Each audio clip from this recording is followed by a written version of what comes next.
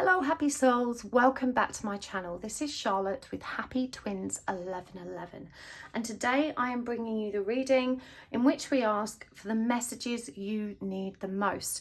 I love these readings because they really do give spirit the most space in which to deliver the messages you absolutely need to hear. You know, when we're being really specific or deliberate about the questions we ask or the topics we choose, we do create limitations around what spirit can share. So by asking just for the messages you really need the most, we are able to really get something that's going to be impactful and deep, resulting in the kind of profound movement and change and inspiration to move forward along the right path. Now, I've got 4 piles for you to choose from. In pile number 1, we have the Owl and Ametrine, and for this pile, we will be using the Omni Tarot. In pile number 2, we've got the Snake and the Amazonite, and for this pile, we will be using the Oriens Animal Tarot. For pile number 3, we've got the Horse and the Charoite Star, and for this pile, we will be using Emma Zhang's Dream Visions Tarot, and for pile number 4 we've got the Tiger and the Appetite, and for this pile we will be using the lovely Omens Tarot.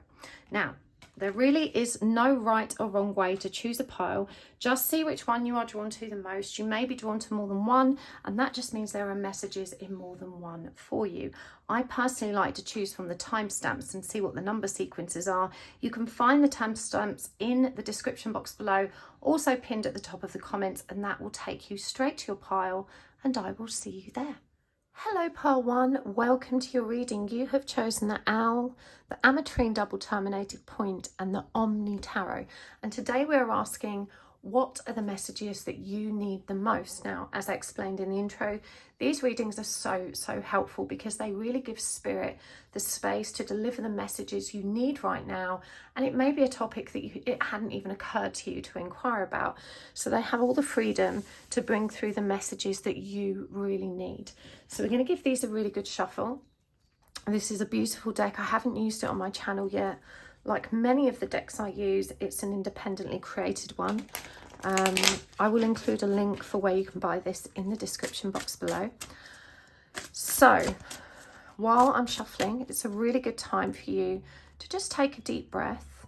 Nice, long, deep breath. Drop down into your heart space and just set the intention that you're ready and willing to receive the messages that you need the most. And you can also ask the universe for a sign. This just allows spirit to communicate with you directly, to give you a sign or symbol that offers you reassurance that you're being heard, acknowledged, and also to help highlight which messages you really need to pay attention to. And a sign can be anything at all. You can ask to see a specific animal or some other creature, anything from nature, perhaps an object or a place name or a song name or a god, goddess or deity. There's no right or wrong, just trust whatever pops into your head first. We're going to be using the oracle cards as well. We will also be pulling some charms, and as always there will be an extended reading for you today. If this one resonates, you can always find the link for that in the description box below. So what are the messages you need the most, pile 1? I'm going to draw some cards first to help me understand the context of the situation that spirit wants to address with you. Let's do this. We've given these a really good shuffle. Okay. Woo. That is the Queen of Swords in reverse. Okay, the 7 of Cups. The Hermit, the 9 of Cups, and the 6 of Swords in reverse. We're going to clarify these as well.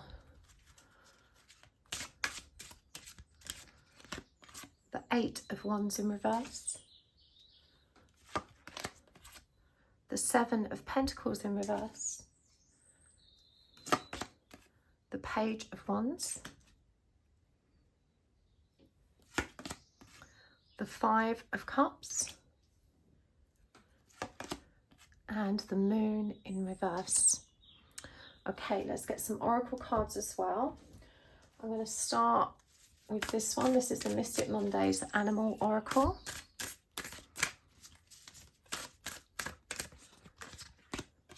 got the alligator. We've got the bear. And we have the bat. And from the Chakra Wisdom Oracle,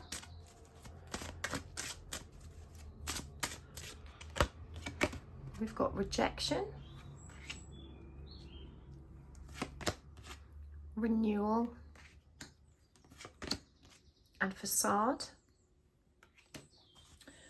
And from this cute little deck, which is the Universal Oracle cards, I'll leave a link for this one as well. This is also an indie deck. It's so cute. Okay, we've got expansion, growth and progress. Truth, all perspectives in one. And cycle, repetition, patterns and phases. And finally, I'm going to get one card from the Keepers of the Light Oracle. We'll pull more as we go. We have got Krishna, devotion. Okay. So the storyline I'm hearing, I mean, when the Queen of Swords comes up first, clarified by the Eight of Wands in reverse, you are definitely stuck in a cycle of conflict with a person. This may be a romantic interaction, but it could potentially be within your family unit. But certainly when the Queen of Swords comes up in reverse, this is kind of quite intense, bitter and resentful conflict. It's feeling very aggrieved about some kind of communication that's occurred. And when the Eight of Wands in reverse, it shows us there's no movement, no progress, that things are kind of really stuck and stagnating. I really feel that this is to do with your perception of the situation as having been viewed through rose-tinted glasses. You have a very idealistic view of relationships and love, and I'm hearing that you have a very high degree of emotional intelligence when you're looking outwards at other people and the situations happening around you, but that doesn't always apply to self. And even though you have a pretty strong handle on what it means to communicate from a mature and peaceful place, when it comes to your own situations and you find yourself triggered, you do very much struggle to balance yourself and to communicate from that balanced perspective. And we can see here that these are both sevens. 7 is a divine number. And so this situation is really significant for you. You know, you're intended to learn from what's happening, and this cycle will continue to repeat until that learning is resolved. And when the 7 of Pentacles comes up in reverse, it shows us your unwillingness to be patient with yourself.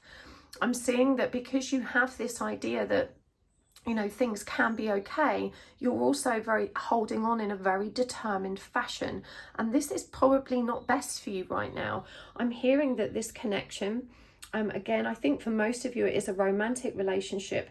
It simply doesn't serve you. And the first message that's come through is you cannot hold on just because of someone's potential. You have to judge the situation on how it's presenting currently. And currently you are being shown that this is not a healthy dynamic. Again, with that 7 of Cups, you are perceiving it through rose-tinted glasses in this very dreamy, idealistic fashion. You're painting castles in the sky without actually looking at the very real information available to you and, you know, choosing your next step based on that.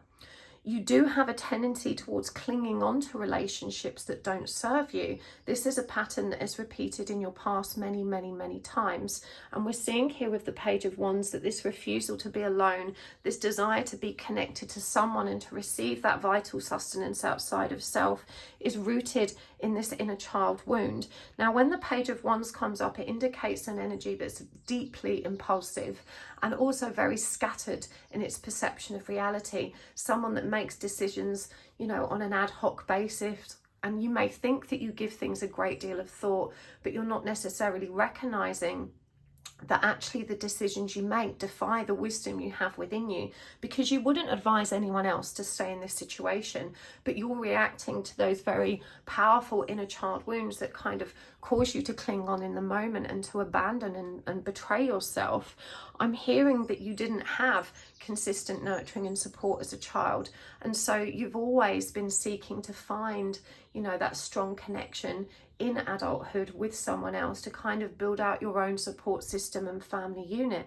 And that's not necessarily an unhealthy objective, but when it's born of the reality that you're not very self-sufficient when it comes to your own emotional depths, you know, we can see that this is going to lead you into situations which, you know, aren't necessarily good for you, because your focus is on securing that external support and loving sustenance rather than on, you know, making balanced, healthy decisions that serve you.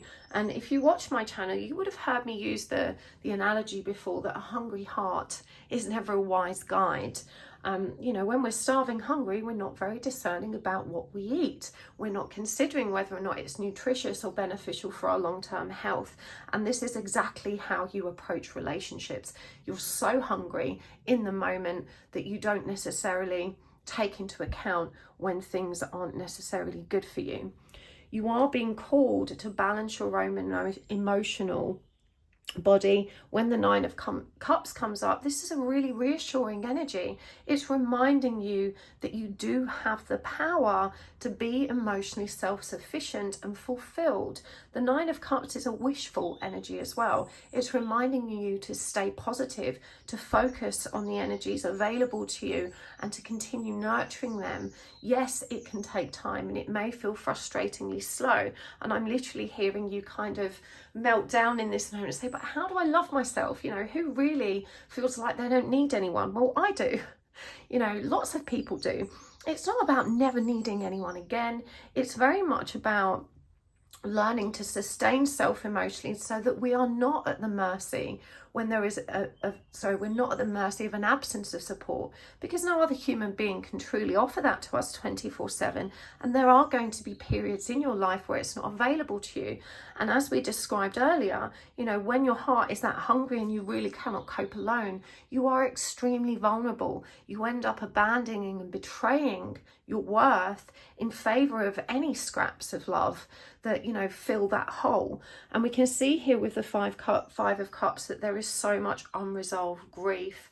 I'm hearing in your case, especially with this being a number 5 and the rejection card coming through for you, that you were always going to have to go through this to a point, but that you can recover from it. 5 is the number of higher learning. It's also connected to the energy of the Hierophant, who is the spiritual teacher.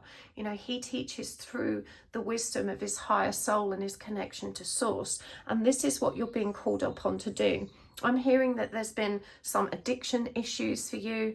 You know, in your past, you may have grown up around addiction issues as well. And so as a result, you weren't taught how to have healthy boundaries. Not only do you not have healthy boundaries for self, but you're not necessarily great at perceiving the requirement for healthy boundaries in others. And you're very easily triggered by that. And actually boundaries, now that I've said it, is standing out really strong for me. And I do feel that this is what most of the conflict that was referenced at the beginning and the anguish and the resentment that you're feeling is connected to this energy of boundaries or lack of. And even though this person isn't showing up and giving you the love and the respect and the time that you deserve, you are unwilling to leave this relationship and instead keep banging your head against the same brick wall, you know, being so very determined in trying to communicate to them how they need to change, what they need to do to bring this relationship back into balance. Now, I'm not saying that they are without blame. For sure, it's clear to me that the person you're dealing with isn't good for you, but they don't necessarily have an awareness of what is healthy or right in relationships. They've never had practice around doing that. And even though this idealistic version of you just wants to learn about that and heal together, you're being asked to take into account that this person doesn't have the capacity for that perspective and understanding and healing energy right now, but you do. One of your strengths is that you can be very humble. You're very good at being introspective and owning your own bullshit. And this is what you're really being called to do here. And you're being reminded that you do have the strength to do it alone. Now, you know, people generally only understand themselves when they've kind of, I guess, just engaged in so many destructive behaviors that they hit rock bottom. It's only through that process of going through all of that trauma that we arrive at the process of deciding to fix ourselves and knowing who we really are. And this person that you're dealing with, you know, they definitely don't have the maturity and the experience to deal with that. And you've already given them so many second chances. You know, the thing is, second chances, they're only valid if the person that you're offering them to, you know, is able to very clearly articulate that they understand what the problem is and that they are willing to transform and to show up differently. If they can't tell you that, if they can't tell you what they've learned and what they need to do next and how they're going to commit to that process, then it's more than likely that you're just going to repeat the same cycle again. And what I'm hearing is happening here is you're saying, it's like this, it's like this, it's like this. Do you understand me? And they're going, yeah, I do. I won't do it again. But, you know, that's not coming from them. And so you communicating this demonstrates your understanding, but them accepting it only communicates their willingness to receive that second chance. You know, they're just agreeing with you because that's what they need to do in order for you to stay with them. They're not agreeing with you because they understand. They're not communicating that understanding or, you know, really expressing to you their willingness to change, you know. And so, yeah, I'm recalling there's what's their name? Brené Brown made a quote around the lines of, you know, it's when we have expectations about someone and what they need to deliver to us and what they can do, it's almost resentment waiting to happen. And that this resentment is already happening because you had these very idealistic expectations, and your faith, your optimism is kind of smashed to a million pieces time and time again, and you keep having to recover from that, but you still go back for more. You still keep repeating the cycle. We see with the Six of Swords here again in reverse that you are choosing simply not to move on. And the Moon in reverse shows us because you don't trust that you can be okay if you do.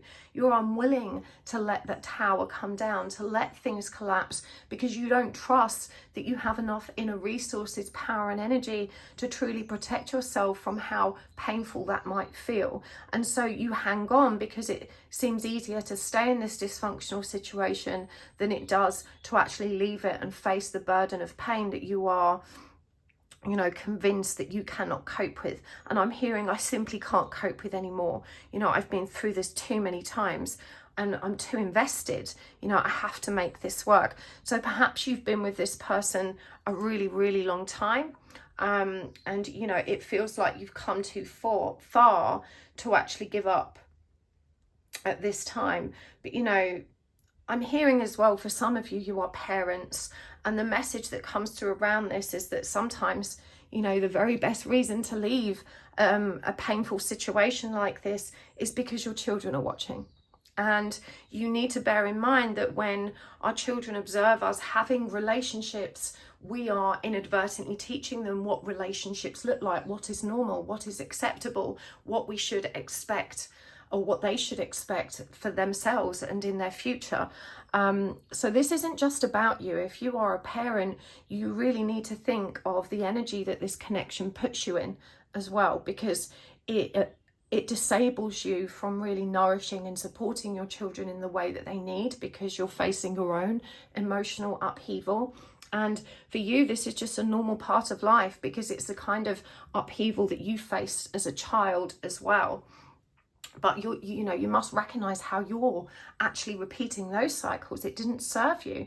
It left you in a place that, should we say, it left you in an energy that didn't know how to be self-sufficient and self-supportive. And, you know, you're at a stage now where you're recognizing the need to heal. Your emotional intelligence was such that you always recognized the dysfunction that you were born into, and you didn't want to repeat that cycle. But you have found, because you have not managed to resolve those inner wounds, that you have ended up, you know, finding yourself on a very similar path. And I want to make that okay for you. You know, this happens to a lot of people. It's very normal. You're not alone. All of us carry our pain forward. And I'm hearing for you that it didn't just begin in this lifetime, that you've been functioning with the same soul group with these lessons for some time. And we can see with this expansion card You know, this is all about growth and progress. And actually the spiral is a beautiful symbol in this respect, because the spiral reminds us that we do keep going around in circles, but with every turn, our perspective is more expansive. Our understanding is more expansive. And it's from that state of growth and expansion that we're able to make better decisions, healthier decisions for ourselves. We've also got the card Truth, all perspectives in one. And this energy of not trusting has already come up with the moon in reverse. And I'm hearing for you, you're not sure what's true and you're not sure what isn't. And this is connected to your lack of faith in self and also your lack of faith in the universe. You have a very pessimistic outlook about what you're worthy and deserving of. There's a kind of really indignant part of you that says, you know, I deserve better, I want better. And that's the part of you that's angry. But there's also a part of you that kind of, I want to say, contradicts that, you know, the inner bully that will sit there saying, you know, who do you think you are? Why do you think you're worth some kind of Prince Charming or saving grace? You know, what makes you so different to everyone else? And these are the voices of your past. These are the, you know, the bullying, abusive energies that your conditioning has adopted along the way, and that has become that inner voice that just tortures you and perpetuates this cycle of self-destruction and self-sabotage. Now, the card you chose is the Six of Wands. And this is a beautiful energy. It reminds you you can be triumphant, that you can be victorious. You know, this is a direct contradiction to that inner voice that says to you, it's never going to be okay. You have to trust that it can be and it will be, even if it feels impossible right now. You know, depression by default of its nature and pain tells us that the situation is hopeless. You know, when we're in the thick of it, we can't necessarily see a way out. You know, when we're in the dark, the exit isn't always clearly obvious.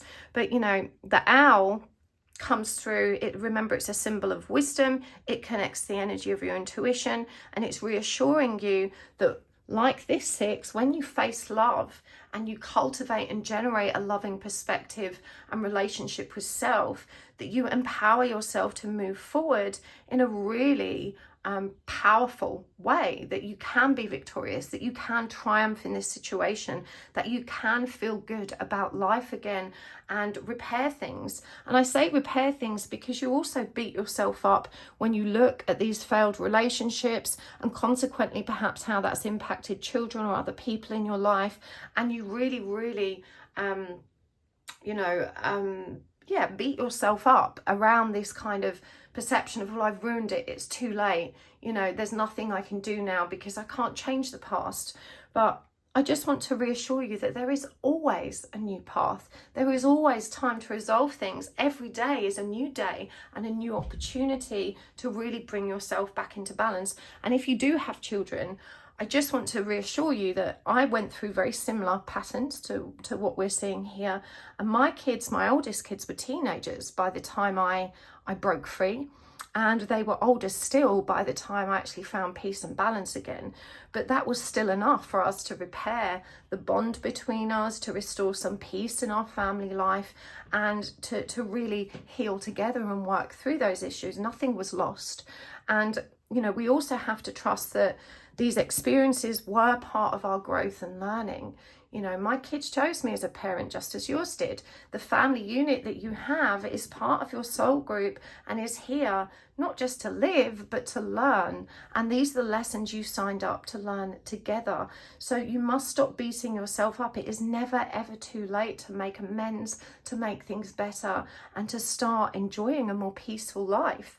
This is available to you. The universe is saying you've got all of this powerful fire energy in you. You may indeed be an Aries, a Leo, or a Sagittarius. And it's that kind of fiery drive and connection to spiritual energy that really allows you to transform and make rapid change. Remember, we have the Eight of Wands here in reverse, but when we turn this card upright, this is fast incoming transformation, movement and power. This is the energy you have access to, the resources that you have available to you to allow you to actually move through this. And so you have to trust that you already have everything you need. You know, you just got to commit to being on a new path. You've got to commit to choosing something different. You have to commit to identifying these cycles. And it says here, repetition, patterns and phases, you know, so that you can break free from them. And coming back to the truth and this lack of trust, not only do you not trust yourself, but that lack of trust for self ends up creating lack of trust between you and others. You may feel that you are genuinely unsupported, that there's no one that's been perpetually there for you. There is no one you can truly rely on for support. You know, you've never had that stable, safe place or person that can help you and guide you through life. Well, I'm here to tell you that that person is you. I never had that either. Okay, I understand how painful and how resentment making it is to find yourself so alone in this phase in your life. But you have to be your own mum, your own dad, your own best friend, your own big sister, your own guide, and that the power to be that person is within you. And I can tell you quite sincerely that it really does help transmute a lot of the regret, remorse, guilt, shame, self-loathing, and the anger that we hold on to for others.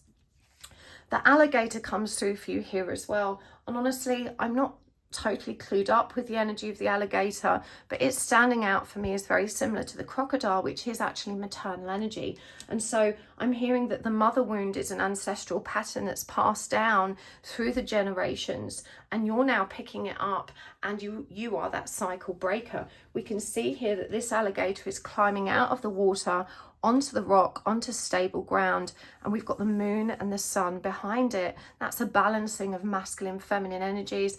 And also, remember with water, the 9 of Cups here was symbolic of one of the essential lessons that you are meant to be learning, emotional self-regulation. Now, a lot of people comment or message me and say, look, you say I need to learn this, but how do I actually do it?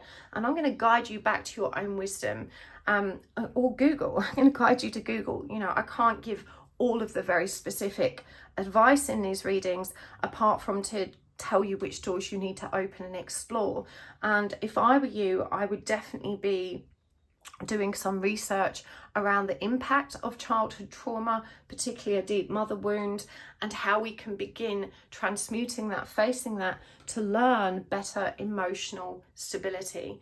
You know, these are all search terms you can use. How can I balance myself emotionally? How can I become more emotionally resilient? What can I do to better emotionally support myself? You will be introduced to the right guidance that is meant for you.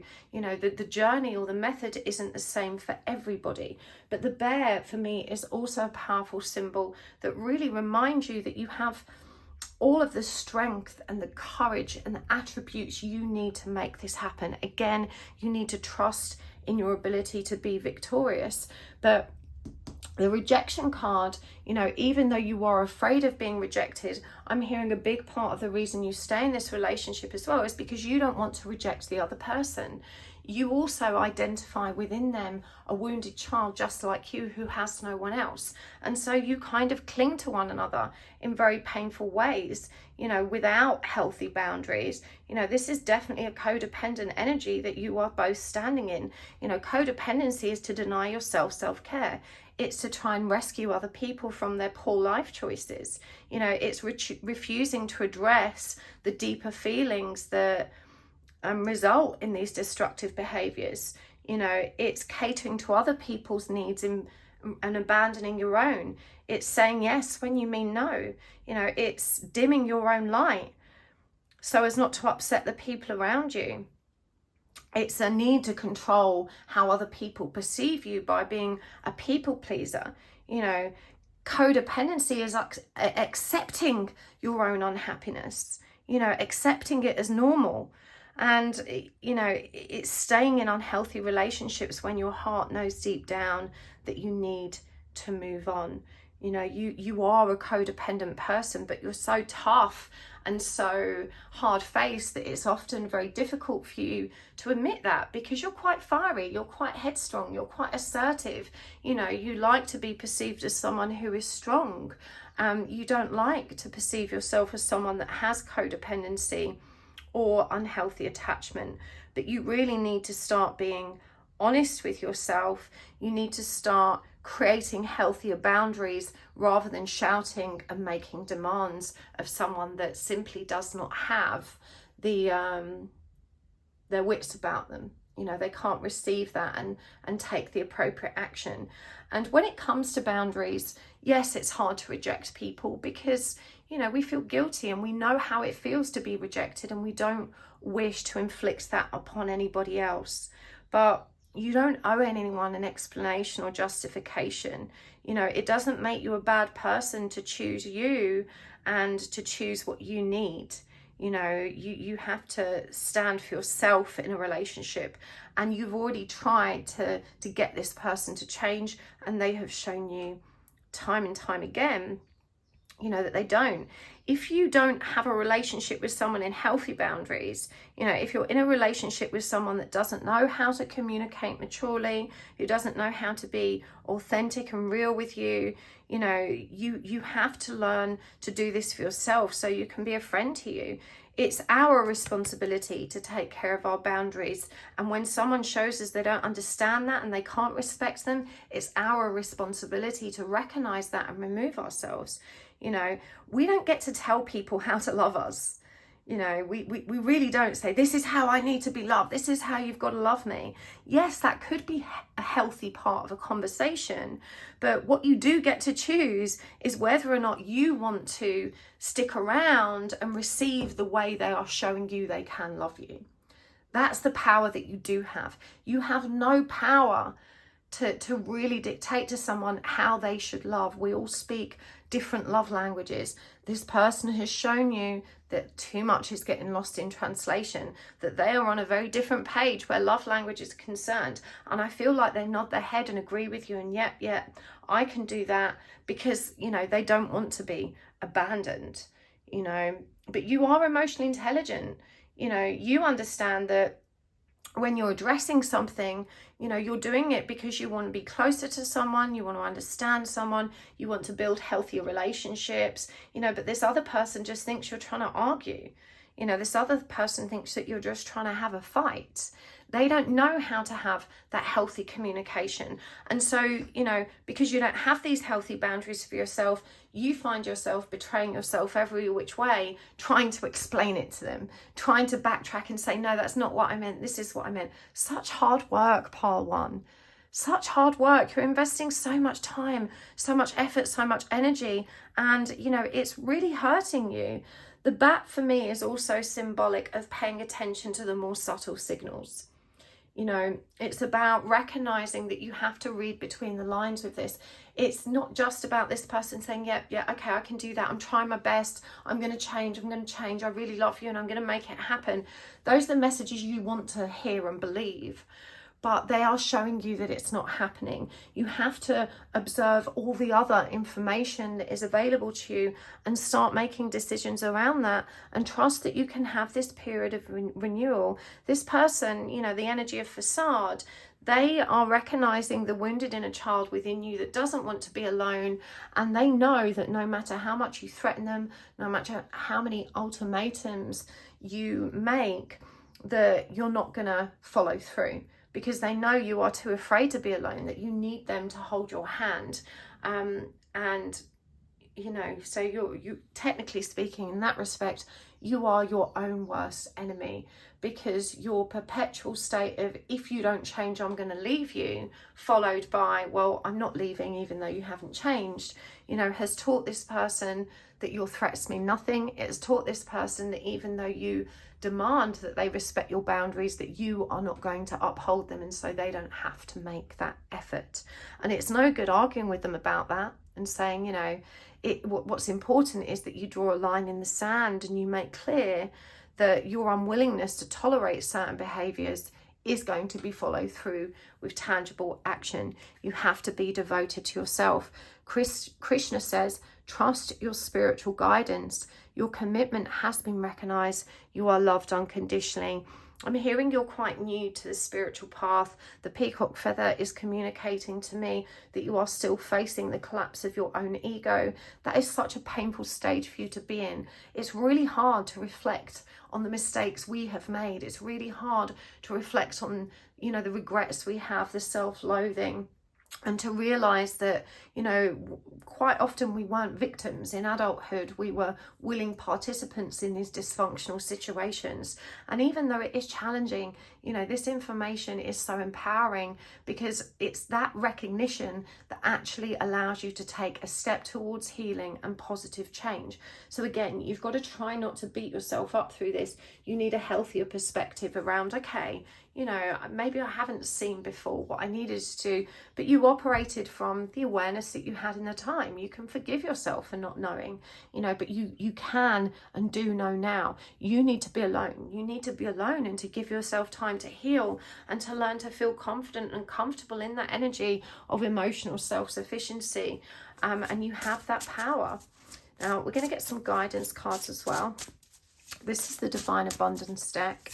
And I do feel that your life is going to transform significantly. You know, you just can't see it right now, but there is a really beautiful trajectory on the other side of this discomfort that you're going through right now. Guidance. When you make divine intelligence your foundation, you finally have a fixed star to follow. Beautiful, beautiful energy. Inner power. Give me the courage and power to do what must be done. More Leo energy there.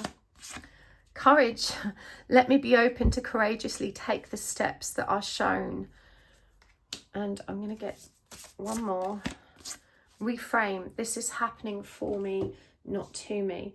You know, you have to trust that this situation is a gift. It may not look like that, but this is the last time you're going to have this kind of really challenging, dysfunctional relationship. Pile 1. You need to trust that these days are behind you. You are ready to move on. You are ready to move into grace, dignity, self-sufficiency, self-love, contentment and peace. This is all of what awaits you when you actually step into your power and start making healthier decisions for yourself, rather than relying on other people to transform in a way that can make you happy. They've shown you beyond all reasonable doubt they don't have the power to do that. Self-worth. Look at this. The chair. Spirit is illuminating the throne and it's beckoning you. It's saying, come and sit upon me. Take your power. You know, to have self-worth is about looking after yourself and really committing to the energy of, I deserve so much better than this. I know I'm afraid to let go, but I have to, because this situation is simply, you know, not healthy and I deserve so much more. Faith. And we can see here someone, it's a kind of spiritual guides energy. The owl pops up here again. The swallow, which also shows up again in the courage card. This lady holding the world in their hands. And this gentleman that's offering forward a cup that's glowing with light. Now, the Ace of Cups, the single cup in tarot, is a reference to self-love. And the amethyst, and I'm hearing you need to work with crystals as well, to meditate with crystals. Amethyst is an incredibly protective stone, but it also inspires our intuitive senses. It helps us connect to our higher wisdom. Remember, Krishna's asking you to be devoted. You've got a number of cards here that refer to spiritual guidance. You really need to invest in developing your own psychic awareness and power, because you do have a natural flair. This is why you're able to be such a brilliant therapist and counselor to other people. You know, when you look at other people's angst and all of their problems, you see so clearly what needs to be done. You're able to identify the root cause of their pain and the dysfunction and the things they're saying or doing wrong, and the ill behaviors they're accepting that they shouldn't. You're such a brilliant advisor. When you are able to find that peace within self through the practice of meditation and spirituality, you're able to observe the wisdom that is available to you that can transform your whole world, and it's there for you too. You need to trust that you have this power in you. Again, the lion is about asserting your own pride, your own compassionate heart. It's lovely that you feel you have to stay because you don't want to reject this person. It shows how genuine and caring you are, but you cannot do that at the expense of your needs. That's self-sacrificial. That's being a martyr. You know, we can't abandon ourselves to it in order to rescue others. That's codependency. It's not good for you. Yes, it's going to hurt them to be rejected, but that's their pain to resolve. You've got your own pain to work through. And again, you're being asked to really step into courage, to step into bravery, to recognize that these steps are being shown to you time and time again. And you know, again, when you make divine intelligence your foundation, you finally have a fixed star to follow. This is a blessing in disguise. Through this transformative process, you are going to unlock the true abundance, the victory, the triumph, the energy of renewal that is waiting for you. And I'm hearing that you've been repeating this cycle way longer than Spirit would have intended for you. You know, Spirit is saying, come on now.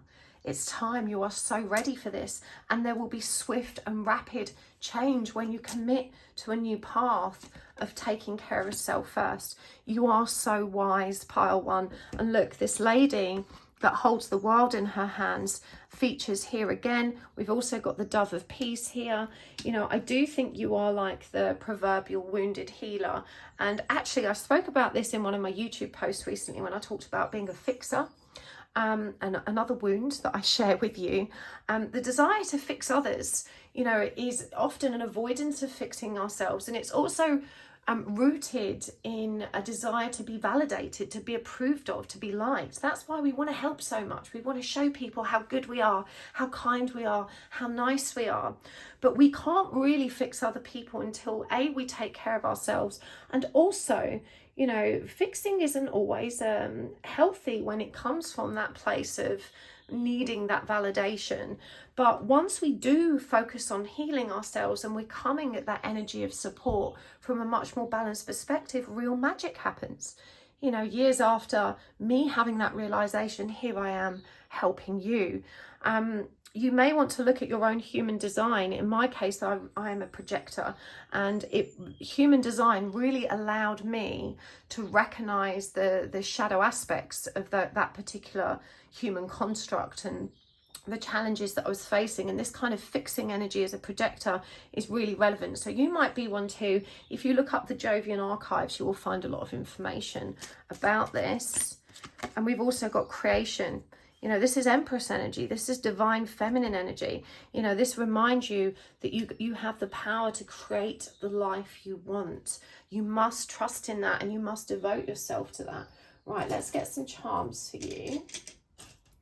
Oh, okay, there's a little, where's it gone? There it is. It just kind of picked it up and it blew away. There are some seeds that have somehow blown from my flowers on the windowsill into here.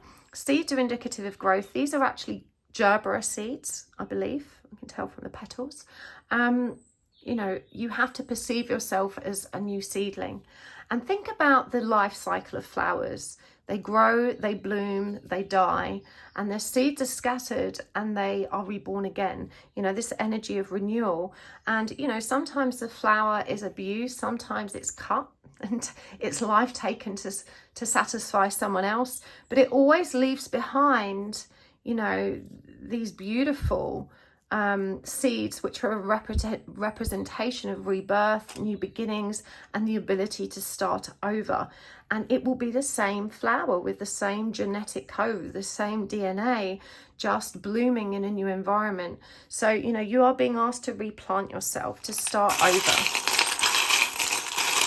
And perhaps you needed to hear gerbera or seed or flower or something. I don't know. That's the back of one of those, so we'll get that one. Okay, we've got wizard in training. So again, you are so super psychic. You know, you are meant to support people through the magical and holistic practice of spiritual wisdom. You really do need to train in this arena. I believe this is the sacral chakra. Again, that's connected to fire. It's connected to drive, passion, creativity. The loner club. You know, you need to be alone. You need time out. You can't really heal when you are in a relationship trying to juggle somebody else's needs. And ooh la la. I don't know what this means to you. Obviously, it is a French term. They use it in the same way that we say, oh my God. I know that us English folk perceive it as being quite a sexy thing, and certainly it can be used in those terms, but really it's a kind of, oh my God, oh wow, you know, it's an energy of being shocked or startled as well. And so there's obviously a message in that for you there that perhaps I don't understand, but I'm hoping that you will. So I'm going to take this over to the extended. We're going to go deeper with this guidance. I want to understand more about your current circumstances. And in addition to your own mindset, which is frightened of being rejected, failing, being alone, I want to understand what very practical, tangible blockages you're actually facing and how you can bypass those. So if this has resonated for you and you want to join me for a more in-depth reading on the same topic, you can find the link down below. But thank you for joining me here. It's always a pleasure to read for you. I really appreciate you as well. Sorry, I've got a frog in my throat there. But please do hit the like button. Make sure you tell me in the comments if this resonated for you. Don't forget to subscribe and check out my website too. We talked about you know, psychic development. I have got a mediumship class coming up in June. You can find the link in the description box below. It's happysouls1111.com. I will see you next time. Take care, Pile 1. Wishing you all the best. Hello, Pile 2. Welcome to your reading. We are asking today for the messages that you need the most right now. I love doing this reading because it really does offer Spirit the freedom to deliver what you absolutely need to hear, and that may be something that you were unaware that you really needed to tackle at this time.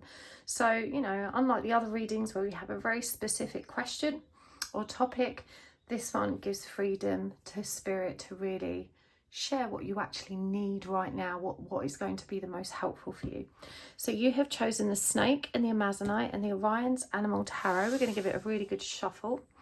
And whilst I'm doing that, just give yourself a moment to take a nice, long, deep breath, to really give yourself the space to drop down into your heart center and to set the intention that you are ready and willing to receive the messages that you need the most today. And you can also ask the universe for a sign. A sign is what helps Spirit communicate with you really directly. It can, you know, reaffirm your faith, give you reassurance that the messages coming through are meant for you.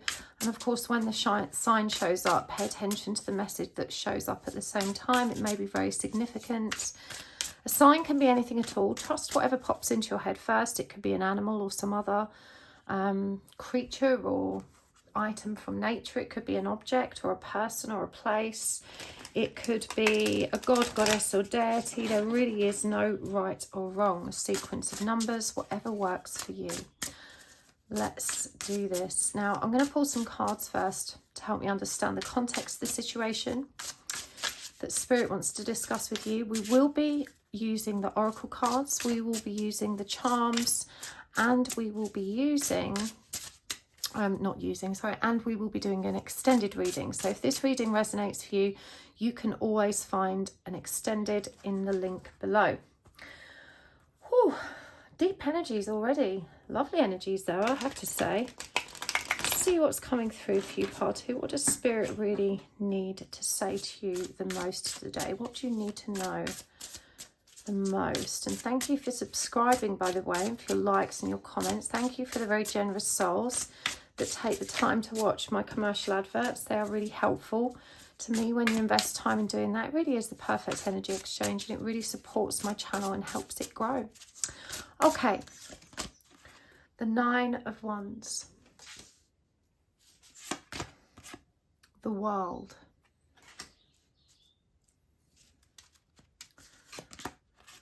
the 2 of Cups, the Devil in reverse, and the 2 of Pentacles in reverse. Clarifying these, the Magician in reverse, the Page of Wands, the Tower in reverse, the 10 of Swords, and the 6 of Wands. Right, let's get some oracle cards as well. I'm going to start with the Mystic Mondays Animal Oracle, the Panther, the Rooster, and the Shark. Okay, and from the Chakra Wisdom Oracle, recovery, complacency, and destiny. And from the Universal Oracle cards, past, chaos. Oh, there was two here stuck together, self-worth and talents. I only intended to get one, but we're obviously meant to have two for you there. And from the Keepers of the Light Oracle, Kali Ma, facing fear. Okay, all of the energies of this reading pertain to facing fear in my view. I want to start by saying you are an incredibly resilient and strong person. You have really been through the mill, especially in recent years, is what I'm hearing. The message really downloaded quite swiftly when I was pulling these cards for you, and what I'm hearing is that you are most likely on the twin flame journey, and you have found that very challenging. There's been a dramatic amount of emotional upheaval, and even though you've been quite diligent and determined in sort of facing your path, facing your healing, there's also the Magician in reverse here, which for me is about being disempowered. You know, this feeling of no matter how hard you try, things just don't seem to work out in the way you want them to, and there's a deep yearning in you to just get what you want, which is a mutual, reciprocal, loving relationships. And with the Nine of Wands here, you can see that it features a horse. A horse is very symbolic of freedom, liberation, independence. And I do feel that you have had your intentions focused on that you are quite determined, you know, to find that emotional power within you, that ability to regulate, and it's an emotional self-sufficiency. And I'm hearing that you've done quite well at that. You know, you really do need to give yourself a pat on your back. You have come forward leaps and strides, and even though you still wobble and find things challenging sometimes, you have definitely managed to arrive at a place in which you're feeling that much more comfortable and that much more balanced. However, the storyline that I'm picking up here, especially with this Two of Cups and the two penguins front and centre and the Tower in reverse, is that even though you have experienced some kind of detachment or comfort around leaving your twin in the background, it feels to me like you have simply transferred your codependency to another relationship. We see here with the World, and Pisces energy is indicated here as well, which is about dreaminess, intuition, but the World is also about completion or endings. And it feels to me like you may have abandoned your twin flame or the journey connected to them, you know, under the pretense that, you know, you have learned what you needed to learn from that. And again, I'm seeing the World or the Earth planet there at the center to show us how consumed you were with that connection.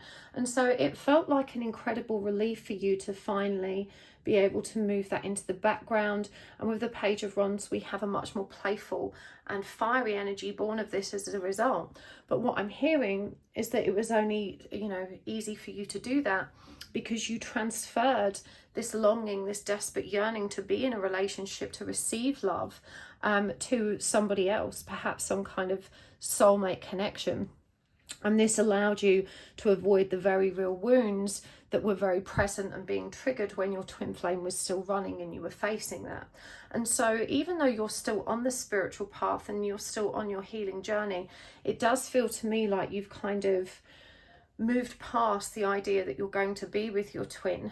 And that's a double-edged sword. You know, in some respects, it's brought you a lot of peace, a lot of comfort. It's allowed you to focus on other things.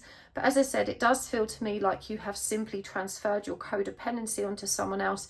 And I'm hearing that for you, you know, especially with this 9 here, which is a very solitary energy connected to the Hermit, that being as your twin flame was not necessarily interactive when it came to the healing requirements of the connection, that the universe has indeed, you know, sent you someone else that can support you in that healing. And so what we're really seeing is just this transference of the same energies to somebody else, and there is still a very deep codependency wound here, a chaser wound, a very painful wound that really needs to be addressed. And we can see here, clarifying the Two of Cups, we've got the Tower in reverse. We also have the Devil in reverse here, clarified by the Ten of Swords. Now this really communicates to me that you are still not recognizing the core or primary wound that actually underpins all of the pain that you are experiencing and have experienced in the other connection as well. You are still not recognizing, with the Devil in reverse, how, I want to say restrictive, this attachment to love and the idea that you have to be in a loving relationship is. And you're very much unwilling to kind of face the collapse of that old paradigm. I'm hearing that you do tell yourself that you are facing it. You tell yourself that you're doing everything you can do, and I'm hearing you kind of throw your arms up to the heavens and say, what more can I do? What do you want from me? There's a strong energy of frustration here. And this really defies your true power. Even though we don't necessarily have any cards that outwardly indicate it, perhaps the Six of Wands, I pick up on and I say this because my eye keeps being drawn to this crystal, which is beside my desk, which of course is a lion, although I guess it could be the panther that shows here, but I'm feeling lion energy. This is Leo energy, it's pride. And even Leo energy is very, very powerful, very strong. It's the energy of leadership and compassion. Of course, when distorted, it's also very prideful or rooted in its ego. And in your case, on the surface, you don't appear to be a particularly egoic person. You have a fairly balanced perspective. You're very loving, very empathic.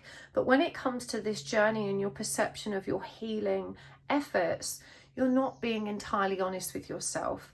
And even though you may be focusing on some practices, what I'm hearing is you're not recognizing that if they're not achieving the desired outcome, that perhaps you need to kind of adjust the sails and take a new course.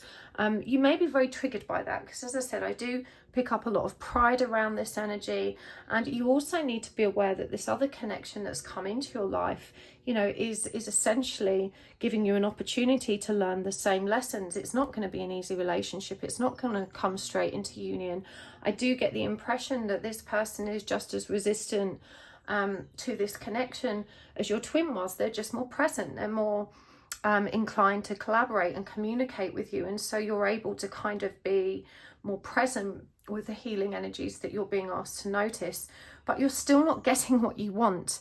And Spirit is saying you're not going to have success and triumph until you make some changes around how you approach this.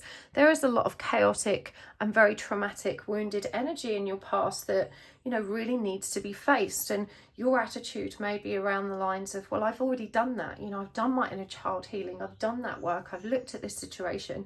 But you're neglecting to understand that healing comes in waves. It doesn't all come at once. And that when we kind of cycle through a specific situation or scenario, we will have to go back over it again at some later date because our awareness expands as we move forward. And, being able to reflect on a cycle we've already covered allows us to perceive it in that new light and with that, new, more grown perspective. And so it's really important that you recognize there's evidence here that those wounds aren't healed. You're still feeling the pain of this attachment. You're still feeling the pain of not getting what you want. And there is definitely this kind of underlying feeling beneath the pride, that's resentful, frustrated, full of self-loathing and really angry at the injustice of it. Why can't I have a normal relationship? When am I going to get what I want? Why is it kind of taken so long? There's a part of you that's so frustrated and so impatient with this journey. You just want a relationship. You just want to skip to that part. But the universe is reminding you that that is not why you're here. It's not what you chose. We can't run from the twin flame journey, unfortunately. I know that's a very painful thing to come into acceptance of because some of us really wish it wasn't happening to us. And we can definitely fall into a pattern of impatience and frustration and resentment that things aren't working out in the way we would have liked. And this is where that egoic part comes in, because, you know, there's a part of you that really thinks you can skip chapters. There's a part of you that thinks, well, you know, I deserve to have a normal, stable, balanced relationship. I don't have to do this twin stuff. So I'm just going to keep facing, you know, that objective, that goal instead. And that means that a lot of the healing practices that you were kind of more invested in when you had this objective of, if I heal, I'll come into union with my twin, a lot of that has now fallen by the wayside, and you're more fixated on kind of trying to make this relationship work. And weirdly, I'm hearing counselling the person that you're actually involved with. You know, it does feel like they have a lot of troubles of their own. I don't think they are avoiding this relationship because they don't want you. I get the impression that they simply have a lot of their own drama and very real obstacles that inhibit them from coming forward. But you're missing the fact that, you know, whilst you are so furious with the universe for not delivering you the relationship you want, you have once more chosen to chase or invest in someone who is unavailable. And I'm hearing it was really clear that they were unavailable to you. And it continues to be clear that they're unavailable to you. You know, they're not making any motions to come towards you. They are not making any promises about coming towards you.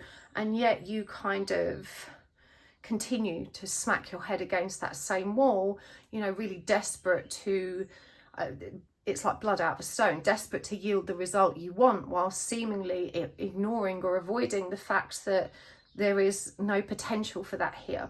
And so, you know, you are learning literally the same lessons, perhaps in a different guise, in a different way, with a different person, but you are faced with, you know, really trying to chase after something that, you know, you simply can't have and is not right or healthy for you at this moment in time. There needs to be changes, and there needs to be a very humble and real and authentic reflection of your codependent needs. You may see yourself as someone very strong and very fiery, and that, you know, no, I'm not attached to this situation. I'm here because I want to be, because I really love this person and I'm prepared to wait and all the rest of it. But, you know, you are literally stabbing yourself in the back. This is a gross act of self-betrayal and self-abandonment. And, you know, it's the same lesson that's perpetuated this whole time that you are simply not paying attention to. You're so focused on this person and trying to make that happen, wondering what's going on with them, wondering when they're going to come towards you, wondering, you know, when they are going to make the changes necessary to allow this relationship to happen.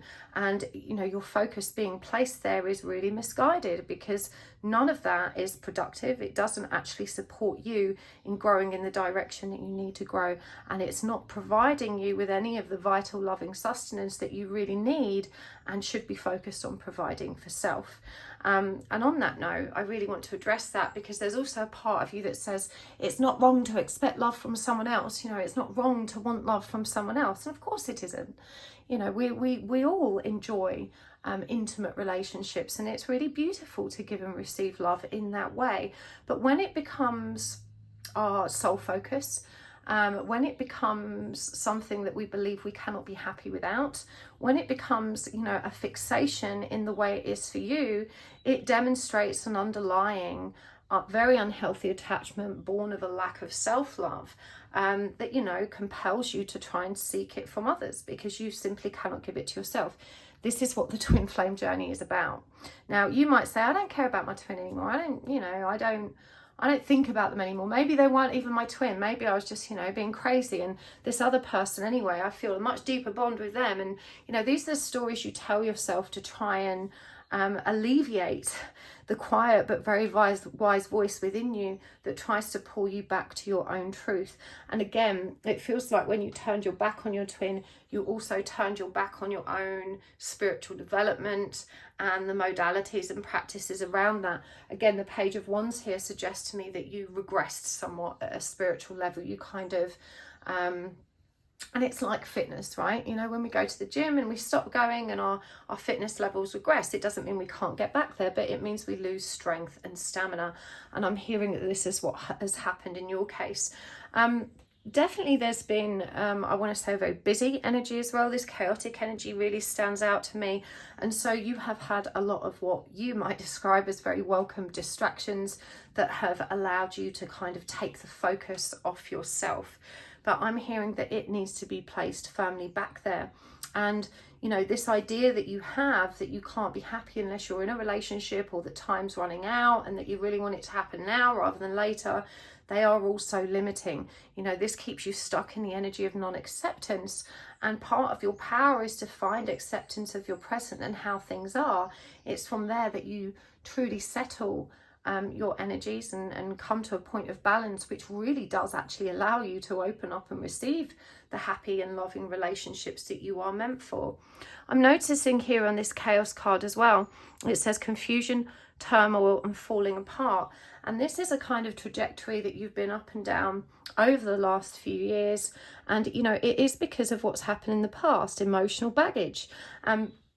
So again, you really need to go back and face that. This is where you're going to find the success, the victory, the triumph that you need to really reconcile that pain and that grief so that you can move forward. We are never done healing. There's no such thing as, oh, I've done that bit of healing, or I've done that bit of healing. You know, certainly we can arrive at a point where we realize we're no longer painfully triggered by a certain situation, but the potential for being triggered by it continues to exist because we don't really get rid of our shadow aspects. We simply bring them into balance. And, you know, as I said about going to the gym, when we take our eye off the ball and stop taking care of ourselves, we make ourselves vulnerable to falling back into the same pits of despair that we had found ourselves in previously. And it feels to me like you have definitely experienced a resurgence of that shadowy energy that's kind of come back to bite you. And you've really beaten yourself up. You know, the self-worth one here, this is about, you know, all of this fury and anger and resentment is very much placed on your own doorstep by yourself. You know, you beat yourself up for not being able to overcome it and keep it at bay. But, you know, the goal of this journey is to learn how to center ourselves within it. And actually, when you compare to where you were at, say, a couple of years ago, you've actually done a really incredible job of that.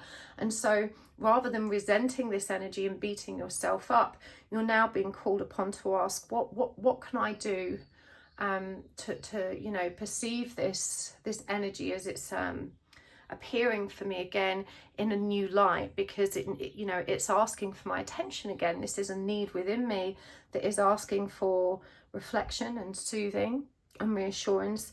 And, you know, pride is also mentioned here, and we have the peacock that's come up twice for you. Both of those are connected to the energy of ego, or the need to be validated, you know, to prove our worth.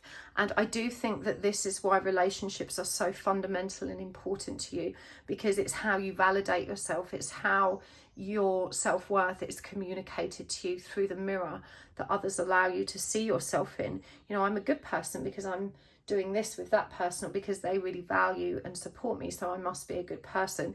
You know, it's needing other people to be able to see those parts of you. And this is why you find yourself overwhelmed by the compulsion to seek out intimate relationships. And I'm hearing that's not just romantically, that for you this may also be at a platonic level, or even family level, you know, that you tend to cling to the people close to you and really rely on them for that kind of very validating feedback. And again, I'm hearing that you might tell yourself you don't, and that your perspective is entirely healthy and entirely normal. And again, it's important to differentiate between, yeah, it's beautiful to receive reciprocal love, approval and validation from those we love. But when it becomes a desperate need and something we cannot survive without, we tend to cling to those relationships too tightly or in unhealthy ways. And this is definitely something that you are prone to. And it's not anything to be embarrassed about. You know, you must try and really hard to release the pride you feel around these energies, and to just allow yourself to really explore and acknowledge them, because without doing that, you really cannot release them. So it doesn't serve you to be like, I'm definitely not like that. I'm going to ask you to be humble enough to, you know, be open to the possibility that some of that may be true to you, and to recognize that by being open to that, you then open yourself up to healing and the potential for really profound and beautiful change. You are a very talented and skilled person. But again, we've got complacency here. For me, this definitely connects back to your psychic development, your spiritual growth.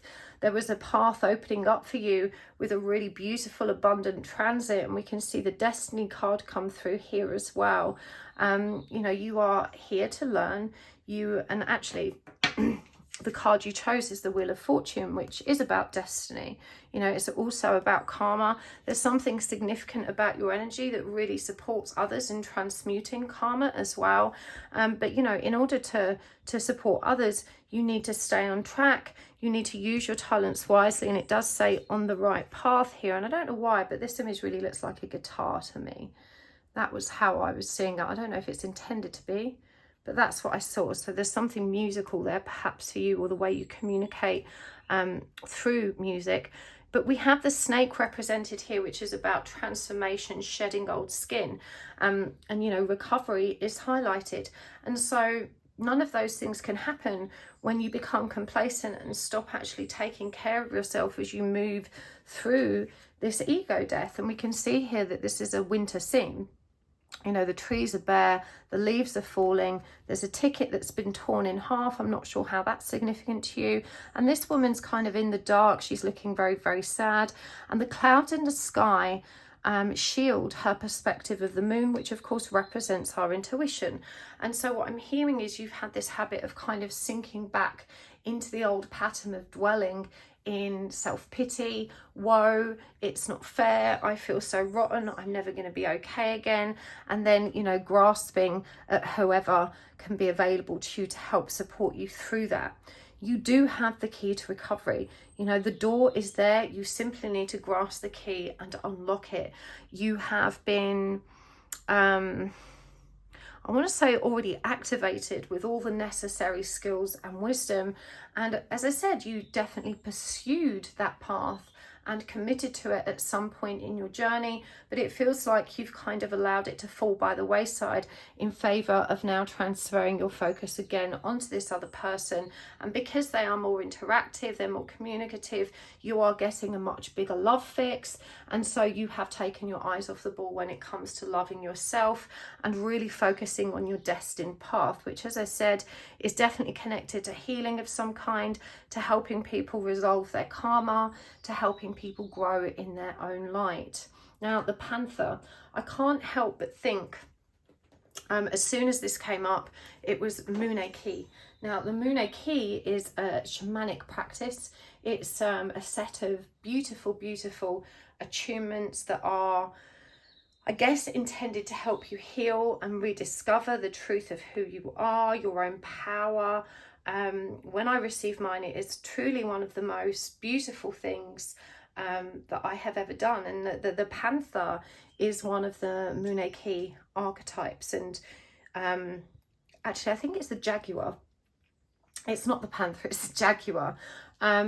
But this is what jumped out at me about this card, and I feel specifically guided to discuss with you.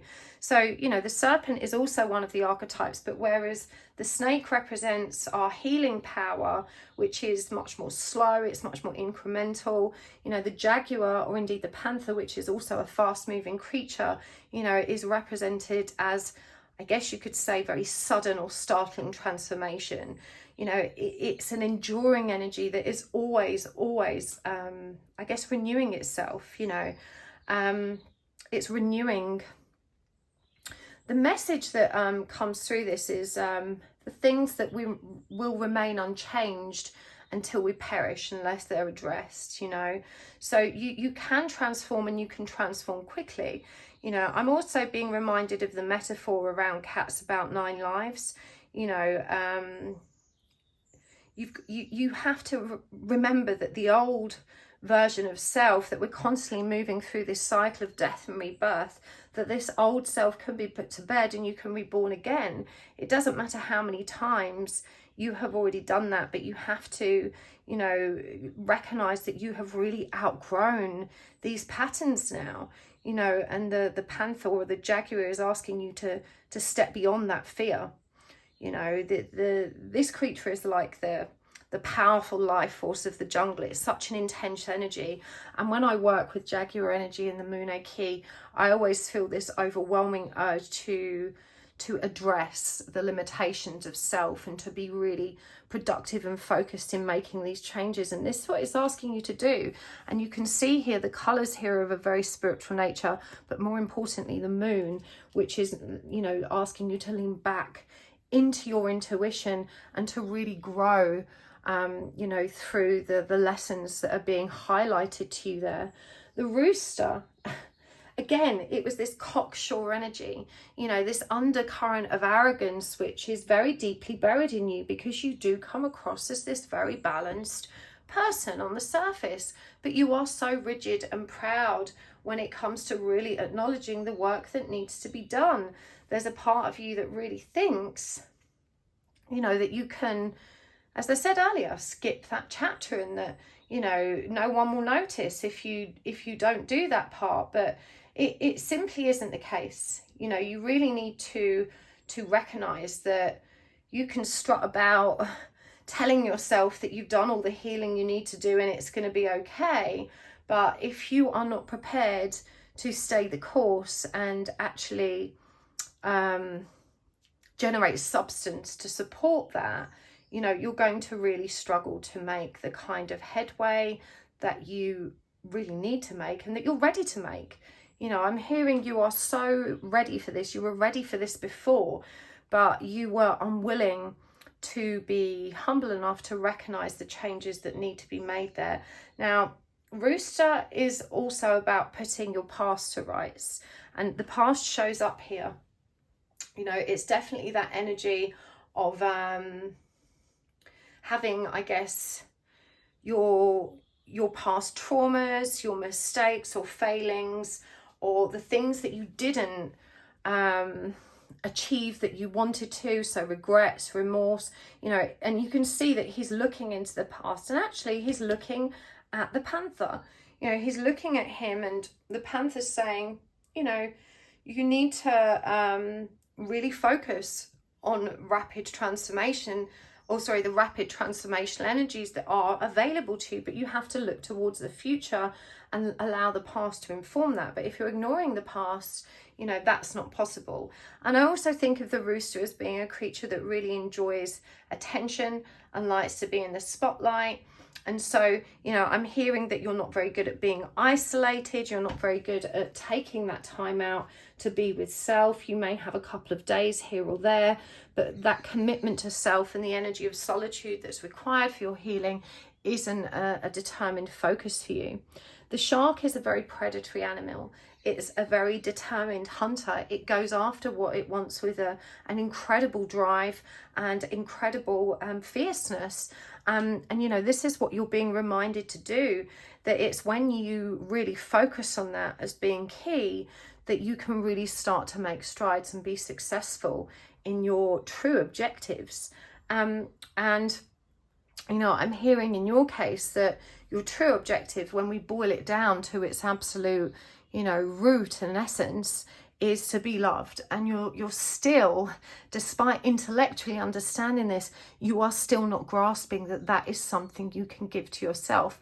And that if you were as relentless in your pursuit of it as you are in your pursuit of relationships and love outside of self, you would have conquered this already. You know, this is the universe saying that you can master this. This is your destiny, but you have become complacent.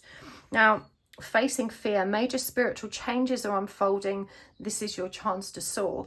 And, you know, I think I would really look at your astrology chart if I were you, because I feel like you're being guided towards the transits that are occurring for you at an astrological level right now.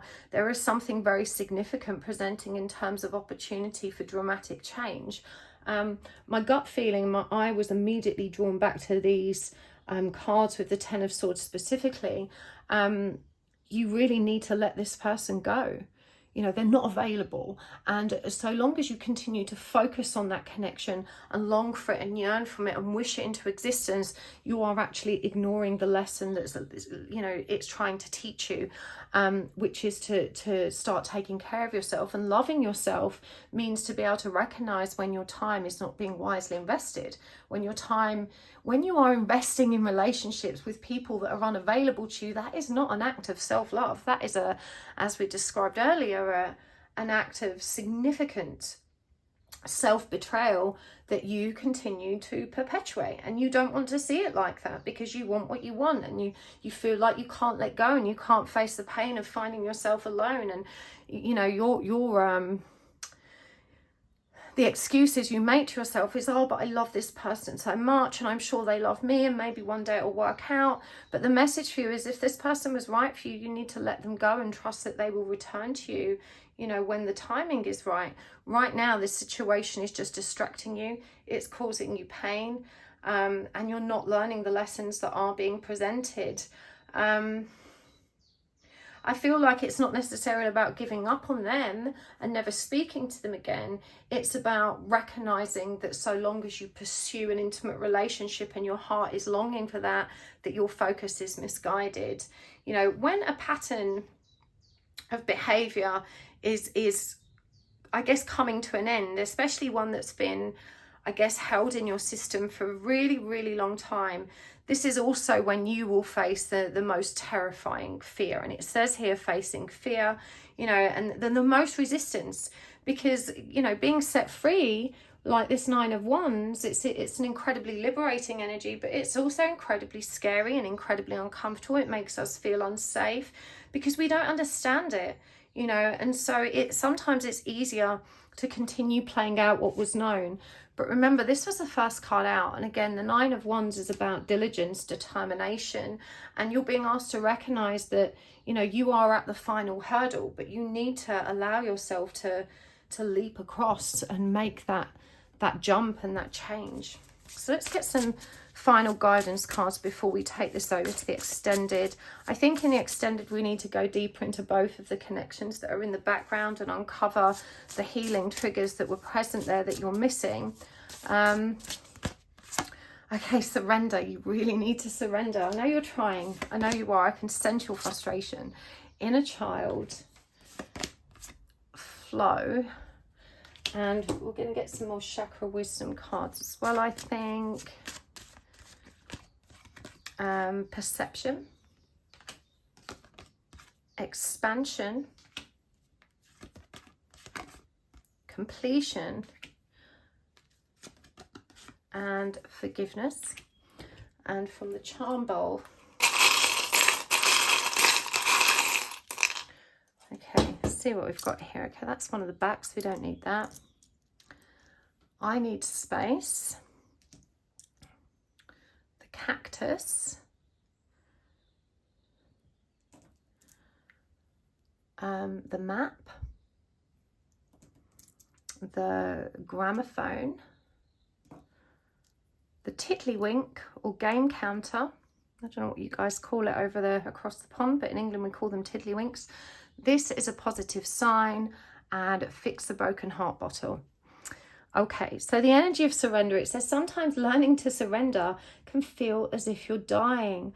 The ego needs to learn, the ego learns what's hardest, to stop trying to control the whole universe. And this is what you're doing. You are trying to control things. It's not happening for you, and yet you continue to hang on so tightly. Of course, to flow is just to let go and allow yourself to move with the momentum of that energy. It's not about not having free will or not making decisions for yourself. It's about trusting in the trajectory that's being presented. And so, you know, this person that you're so in love with right now, if they're unavailable to you, if they're not available for a relationship, that's a very clear message from the universe. That's a message saying this relationship cannot happen right now. But instead of paying attention to that, you are clinging on desperately and trying to move the relationship in that direction. And in trying to control that situation, you place upon yourself this tremendous burden, which you could liberate yourself from at any time and accept what the situation is. It doesn't mean it's always going to be like that. And so, you know, you have to recognize that that really demonstrates how trapped you are by your own inability to recognize that your fear is what is keeping you stuck. Now, traumatic experiences dramatically impair our ability to connect with others in a very healthy and I want to say life-giving way. And again, you know, we have all of these energies coming through, particularly about the inner child and forgiveness. It says, allow me to give compassion and love to that little one. Let me attend to its deepest needs and feelings. So I say to you, as someone who thinks they've done their inner child healing, that if you are still chasing unavailable people and you're still desperate for that relationship, your inner child is still wounded and in desperate need of love, and you're being asked to mother it. You know, I also think you need to remember that even though you've experienced some very painful ups and downs in recent times, you have to remember that, ironic as it is when we start to heal and actually recover, that we experience our greatest grief and sadness, because all of that energy is being brought to the surface, you know, to be revealed. Yeah, growth is uncomfortable. You know, there's no denying it. It's messy. It's full of really difficult feelings that we probably didn't expect, but you're being asked to move with the flow, to respond with calmness and peace. And even though we may have a tangle of really difficult feelings come up when we realize what we wanted isn't transpiring for us, you know, this is about at least being able to remind ourselves to keep sending ourselves the message, you know, it's okay. Allow me to flow with this. It's not what I wanted. It's hurting me that it's not worked out in the way I wanted, but I'm still going to push myself to trust that this is the right thing for me. You know, it's about being accountable to yourself. It's about being able to be kindly and constructively critical about your determination to stay put in situations which don't serve you. You know, the first step of real transformation, swift transformation, is to become aware of your own storyline, the stories you're telling yourself that aren't real. And you know, you can't keep drinking the poison of your mind that keeps you stuck. You know, it's not healthy. You really need to develop the strength of will now to turn away from things that you know are hurting you. Now, perception, expansion, completion, and forgiveness. And again, you can see here that they're looking at this beautiful crystal. The butterflies are present. They are both symbolic of transformation. And the green crystal for me represents the heart center. This is a heart chakra card. You know, this is where your focus around transformation needs to be. Again, giving that child the inner love it needs rather than continuing to seek it outside of self. To focus on the expansion available to you through your spirit practice, and to put to bed the wounds that create these dysfunctional behaviors, these acts of self-abandonment. You know, you have definitely lost people that were very close to you. And even though, you know, probably your parents or perhaps a father figure, we have to remember that even though we may have loved our parents very much, there's probably still some abandonment wounds there. And when they actually pass on, they seemingly carry with them over to the next side this energy that we perhaps wanted to reconcile and heal, and it can feel quite impossible. But, you know, in them passing, you really were empowered to truly become self-sufficient. You know, this was the universe saying, look, you know, you don't have a parent or a primary caregiver or that loving father that you'd always desired so strongly now. And the opportunity to receive love from that source that your inner child longed for has long since passed. You have no choice but to give it to self. And again, we see this inner child curled up in the rhino energy here. You know, this is not just about forgiving the people of your past that abandoned you or caused the trauma. It's also about forgiving self for not having realized. But you do need space to do that. You need to carve out time alone. This prickliness, this defensiveness is, you know, born of that prideful, egoic state that is very deeply buried because you are such a grown and emotionally mature person that you know that those thought process and egoic patterns aren't healthy, and so you deny their existence within self.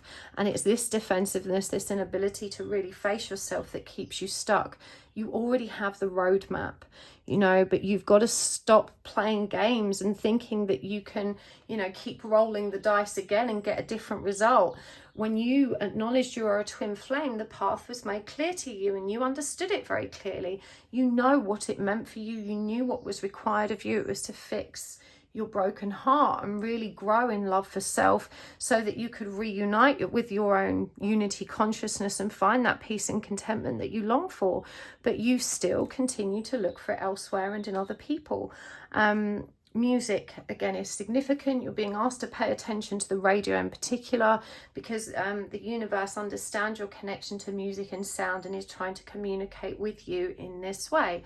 This is a positive sign. I know it doesn't feel like it, but you know, this could be the straw that breaks the camel's back, so to speak. This could be the messages that finally propel you forward to that last hurdle. And it is the last hurdle. Again, you know, Jaguar Panther energy is saying, look, if you just look towards the past and be honest and then approach this lesson with fierce determination, you can begin to step into your true destiny, and the wheel will turn and you will find yourself in a much happier, healthier place. Intellectually, you do have the roadmap, but you have to you know, revisit your commitment to the work. I really hope that helps, pile 2. I'm sending you so much love. Thank you for being here today. Thank you for hitting the like button and watching my adverts and subscribing. I appreciate it so much. If you are on the twin journey, don't forget I do have a class about this. In fact, weirdly, it actually happened last weekend, but for some reason the recording failed, whether it was a retrograde or whatever. It was really quite creepy because when I thought, well, I'm going to have to reschedule it for the people that were relying on the recording, I looked in my diary for this Saturday, the 21st of May, only to find that the class was already listed in my diary for that date. So I was always meant to do this class again, which means you have time to dive in and understand more about twin flame energy to help you reaffirm what you already know and get you back on track. So hopefully you'll join us there. You can book at happysouls1111.com and I will see you next time. If you want to join me on the extended, the link is down below. Hopefully I'll see you there. Take care, pile 2. Bye. Hello, pile 3. Welcome to your reading. You have chosen the Horse card, the Charoite, and the Dream Visions Tarot, which is a beautiful deck that was actually created by one of my students, Emma Zhang. She is amazing. I love this deck so much. I will pop a link down below if you would like to get one of these for yourself. So today we are asking for the messages you need the most. This is definitely the most helpful reading that I offer because it really gives spirit enough room to deliver the messages that you really need, that you may not have even realized you needed. You know, when we specify which topic or question we want to focus on, of course, in doing so, we create some limitations. So this one leaves the door wide open for spirit to deliver that which we need the most. Now, whilst I'm shuffling, take a moment to just take a deep breath, really drop down into your heart space, and just setting the intention that you are ready and willing to receive the messages that you need the most today. And you can also use this opportunity to ask Spirit for a sign. It can be anything at all, whatever works for you. It could be an object, a person, an animal, something else from nature. It could be a god, goddess, or deity. No right or wrong. Just trust what pops into your head. And a sign just allows Spirit to really communicate with you in a very direct and affirming way, you know, to help reinforce your faith and also to help you pay attention to the messages that you really needed to hear and take note of. Okay, so I'm going to give these a really good shuffle. We will be using the oracle cards today and also the charms. There will, of course, be an extended reading for those of you that resonate with this. You can always find a link to that in the description box below. And thank you so much for being here. Thank you for hitting the like button. Thank you for your beautiful comments. And thank you too for watching my commercials and the adverts. I appreciate that so much. It really helps my channel to grow. And as does subscribing. If you want to see more of these lovely readings, I love doing them for you. Such an honour to share this space with you. Okay, We've got our lovely whale keeping us company today. This was from Carpe Crystals. You've probably heard me mention them before, but I'm going to pop a link to their Instagram down below so you can find them and check out their beautiful, beautiful crystal stock. I am such a crystal fiend. I buy way too many. Well, I don't know if there's actually any such thing as too many crystals, is there? No, I don't think there is. But I buy a lot from these guys, and this whale is one of my favourites. Okay, let's do this pile 3. I'm going to draw some cards first to help me understand the context of the situation that Spirit wishes to address with you. We have got the 3 of Swords in reverse, the 10 of Pentacles,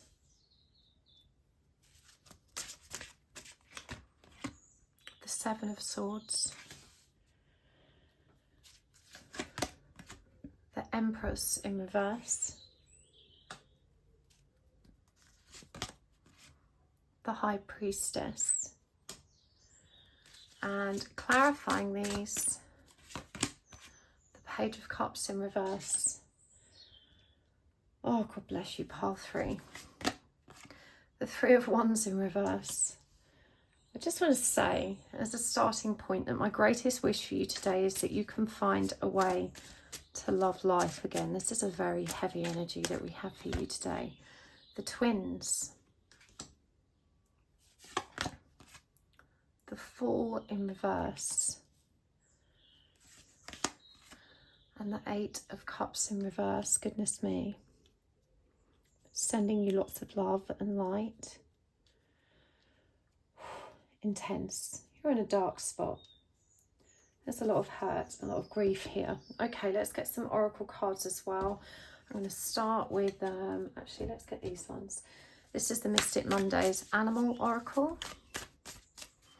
All the decks I use are always listed in the description box below. I don't include links because that's quite time consuming. I have too many decks, but you can usually find them quite easily if you Google them.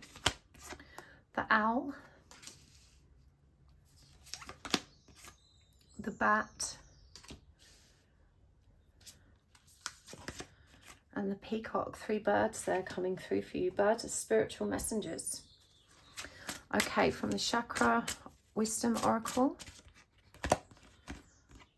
Vanity, Mysticism,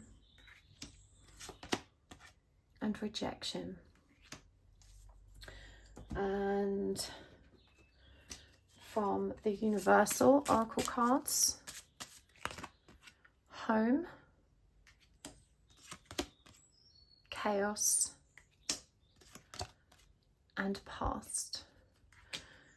And finally, I'm going to choose one of these. This is the Light Keepers Oracle. Oh no, Keepers of the Light. Odin, Psychic Insight. Okay, let's do this. As I said, pile 3, these are very heavy and intense energies, and I just feel like you are really at the end of your rope. The story just downloaded quite swiftly, even as I turn the cards over. I want to start here with that 3 of Swords clarified by the Page of Cups in reverse. You are definitely experiencing an intense depressive episode in your life right now. It may have been fairly prolonged because we see here with the Page of Cups in reverse that it was actually born of the childhood experience. And, you know, to be fair, most of us carry our childhood trauma and grief forward. But in your case, I do feel it's been especially debilitating. And with the 3 of Swords coming up in reverse, it really shows us how much pain that unhealed trauma still creates for you. And you are a very sensitive child.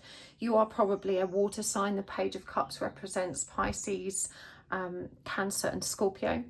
And when it comes up in reverse, it shows us someone that wasn't taught to emotionally self-regulate. They weren't taught to nurture and soothe self, and they weren't taught to value self. In fact, there's a very masculine energy here. I mean, we can see with Vanity and also the 7 of Swords, the resistance to your own intuitive nature and emotional self is very strong. And so even if you're in a female body, it may be that the masculine energy here is dominating in a very profound way. And certainly we have the Ten of Pentacles clarified by the Three of Wands in reverse, and this is the energy of not having found fulfillment, or the fulfillment that you needed within the family unit. And there's a tremendous amount of resentment, of bitterness, but there is also a very strong victim consciousness here. You know, you really do see yourself as having been victimized in some way, and in many respects, certainly as children we were victims, but as adults we have choices, we have options, and it's our responsibility to take care of ourselves as adults. And so quite often when we continue to subject ourselves to the same abusive or dysfunctional situations that plagued us through childhood, you know, we are no longer victims, we become willing participants in that dysfunction. And this is what I'm seeing happening here. I do feel like you may still live at home with a family, or you still are very, very close to them in your dealings. And I'm hearing as well that you have, really beaten yourself up because you have not been able to stabilize yourself. You have not been able to achieve the things which I'm hearing they're not necessarily even the things that you wanted to achieve, but the things that you feel you were supposed to achieve based on the conditioning of your childhood and the messages that you would have heard, you know, around who you are supposed to be, what you are supposed to be doing, what you should have done with your life. There's this incredible and very painful weight of expectation and consequent failure. The Three of Wands, when it comes up in reverse, is also a very hopeless energy. It's that feeling of, you know, my boat's never going to come in, I'm never going to get what I want. And I'm literally hearing the words, I've ruined everything. You know, it's too late. And so this feeling of hopelessness is really palpable. It's incredibly heavy and leans in on you in such a painful way. There's just this overall energetic resonance of pessimism. And we can see here with the Seven of Swords as well, clarified by the Lovers, which in this deck is referred to as the twins, that there is most certainly a significant divine counterpart in your life. And of course, the Seven of Swords is a refusal to face that, to accept that, or to acknowledge and work with the energies that are presenting. This is such an interesting Seven of Swords as well, because it shows one person with two faces looking in opposing directions. And you can see that they're holding the two swords above them where the moon lies, that representation of intuition. And of course, the Two of Swords refers to indecision. And there's five swords framing the head, and of course three on one side, which is showed up here, the Three of Swords, that energy of heartbreak, grief and pain, and Two of Swords, indecision, on the other side. And of course overall 7 is the number of betrayal, deceit. It's a very limiting energy. And Five of Swords is conflict, you know, the Five of Swords that are around the head. And so this card really demonstrates how messy your mental perspective is, how chaotic the mental perspective is.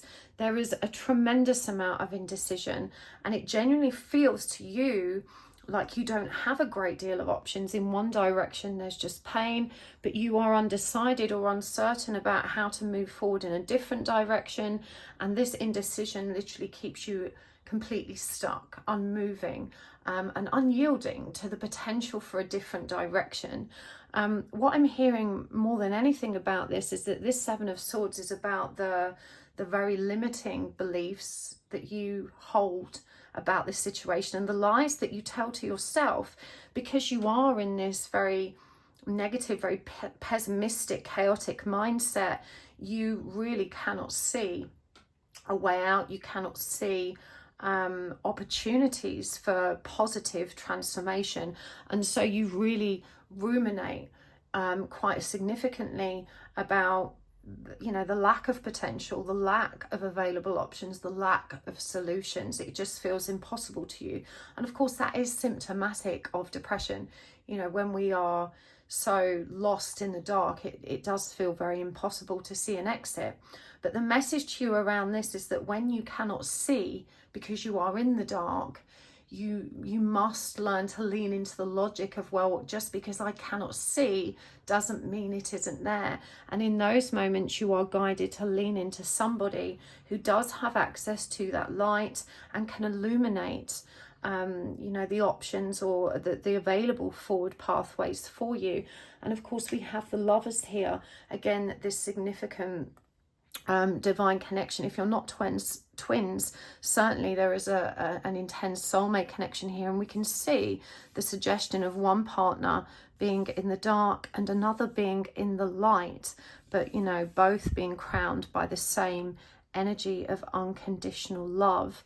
And so there's a real reluctance to accept that the experience you're having is a spiritual one. This is runner energy. This is someone who refuses to acknowledge not only their own divinity, but the deep spiritual purpose of the connection that they are experiencing. Because, it's not logical, it's not rational, it doesn't fit into this very limiting box that your mind has created for itself because of the depressive episodes that you have experienced. When the Empress comes up in reverse, clarified by the Fool in reverse, I'm hearing that your failure to launch was very much rooted in the maternal dynamic, the relationship you had with your mother. And the Empress in reverse as a mother is a very dysfunctional one. Certainly it's a mother with good intentions that understands what mothering and parenting is, but usually it refers to somebody who wasn't able to really take care of themselves in a meaningful way, and consequently they express their own trauma and dysfunction through their parental role, and they inflict upon others that dysfunction and project it outwards. And we can see here with the Fool in reverse that this didn't give you the opportunity to take that leap of faith. And I think this is perhaps why you're still at home. I'm hearing for some of you that the age that you are at now is a particular point of shame because you haven't managed to kind of fly the nest. And indeed, with an Empress in reverse as a mother, you may face a great deal of shame and judgment because of that. But the Fool is someone who simply does not trust self or life. When it comes up in reverse, it demonstrates an inability to take that leap forward, to trust that everything can be okay. And again, like this depressive energy that keeps you stuck, it kind of inhibits you from actually taking a step away from that which is actually crushing you, because we can't heal in the environment that hurt us. And I do think that you need to forgive yourself, because a big part of your kind of long-term issues and your inability to heal isn't just because of this very limiting mindset that you have become stuck in, but it's because the abuse and the dysfunction that perpetuated this cycle still persists, that you are still in that very chaotic environment. We have home and chaos and past highlighted very significantly here. And so when we have a dysfunctional mother that cannot nurture us in the way that we need to be nurtured, that cannot support us and encourage us and be proud of us, whoever we are, to show us that love, acceptance and approval, however we are, what we do is we learn to hate ourselves, because our parents aren't consistent in their delivery of that nurturing love and support. I'm hearing for you this can be very confusing, because of course it's never that black and white. Our parents are never all bad, or very rarely are they all bad. Quite often there are many redeeming factors and traits, and definitely in your case the fact that mum has come up as an Empress at all suggests to me that there is some deep mothering energy there. She's probably a very good caregiver in practical terms. Perhaps she's provided for you really well. She always made sure that your lunchbox was packed and your uniform was clean and the house was tidy and your bed was made. But when it came to actual emotional nurturing and support, and again it feels like a masculine energy here that we're connecting with. So for some of you, you perhaps you know, you might still be a woman, but that had masculine energy. And actually a lot of women can grow up holding or leaning into masculine energy because it simply wasn't safe to be in that emotional, intuitive female energy. But certainly here it feels like their perception of you was very much there's something so condescending about it. No matter what you did, it wasn't right. And again, there were these very high expectations around who you should be that you failed to manifest, and consequently did not earn the respect or the love and support of your mum. And I do feel that, you know, with these cards showing up now in the present, that this is definitely an ongoing issue. The High Priestess does indicate, and we have mysticism come up here, we've got psychic insight. Also the owl is also very practical in terms of psychic powers, understanding and wisdom. And the High Priestess connects to, again, the watery energy that we find in the Page of Cups. It's clarified by the Eight of Cups. And the fact that it's come up here in this location, in particular the top row, which refers to the trauma that Spirit wants to address with you, I'm hearing that you are very avoidant of your very natural empathic and intuitive skills. And this is so hard because you haven't committed to actually developing them and learning about what it means. You are very much at the mercy of receiving information that you cannot make sense of, and that means that you often misinterpret it. As an example, I'm hearing that, you know, your very empathic nature means you often pick up on other people's thoughts, on their feelings, on the energy that they are receiving from you and sharing with you.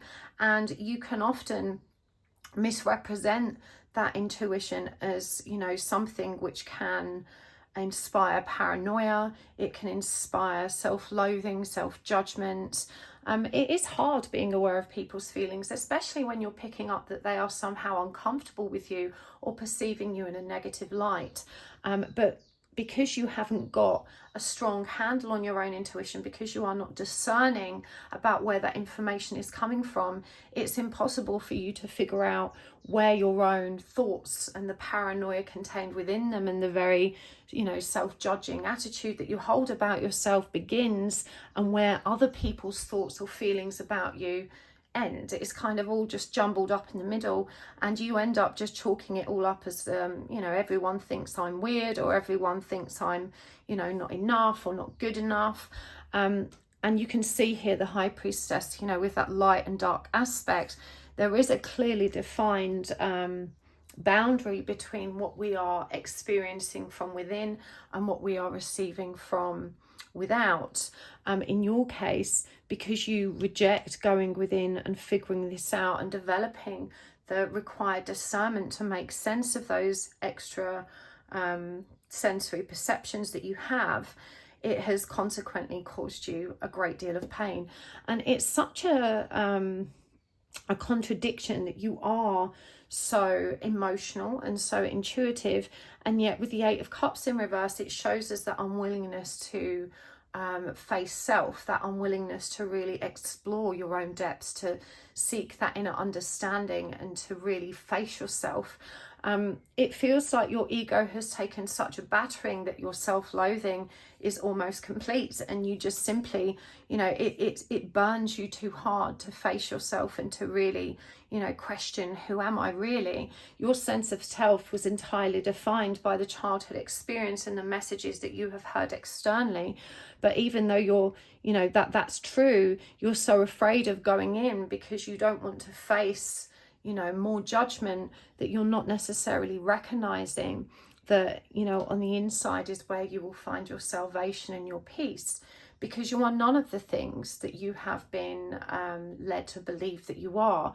The messages from the family unit have been very, very strong, very determined, very driven, and very, very harsh. And they have really shaped this perception you have of yourself in an incredibly painful way, to the point where you really now believe yourself to be worthless, and that everything feels entirely hopeless, and that you just don't see a way out.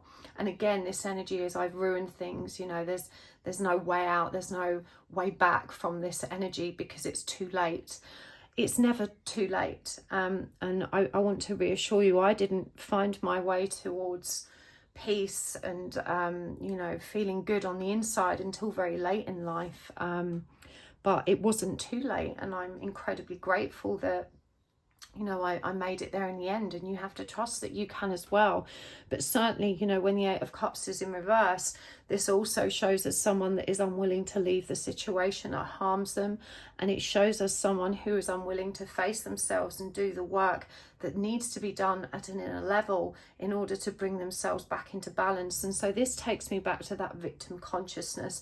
You know, it's easier for you to tell yourself that it's impossible, it's not your fault, everyone else is to blame, because that denial of accountability allows you to sit back and not take action, and to, you know, soothe your own inner judgment around that decision, you know. But when you choose to be more accountable, you actually empower yourself to create positive change. This isn't about blaming or judging. You do that enough for yourself as it is, but it is about recognizing that as an adult, you always have options and choices, and that you need to first start exploring them and kind of let go of this idea that the damage is done, it's too late, there's nothing you can do, and it's everyone else's fault.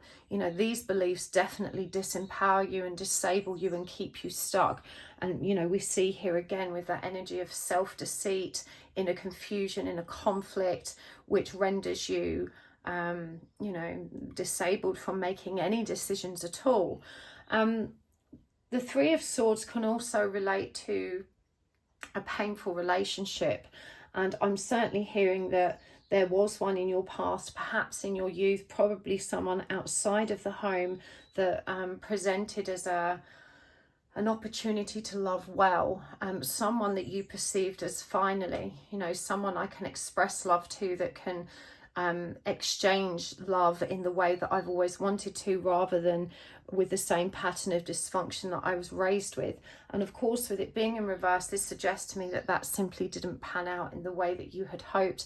And so there is a profound amount of rejection and grief, and that cycle repeating through the intimate relationships you've had outside of the family unit as well. Now, the card you chose is actually the Knight of Pentacles. And considering the situation, this is actually a beautiful energy to come through for you, because the horse is about freedom, it's about liberation, and you can see here it says prosperity, benefits and investment. Now, all the knights are also about movement, but actually the Knight of Pentacles is the only knight that doesn't move. That's not to say he's never going to, he's just very, very careful and not too impulsive. You know, the Knight of Pentacles observes, he researches, he studies, he leaves no stone unturned in his quest to understand all the available options and potential consequences of those scenarios before he takes action. And so what I'm hearing is, look, no one here is, you know, Spirit's not trying to push you into something you're not ready to do or that you don't want to do, but it is asking you to open up and begin considering and observing what else is out there.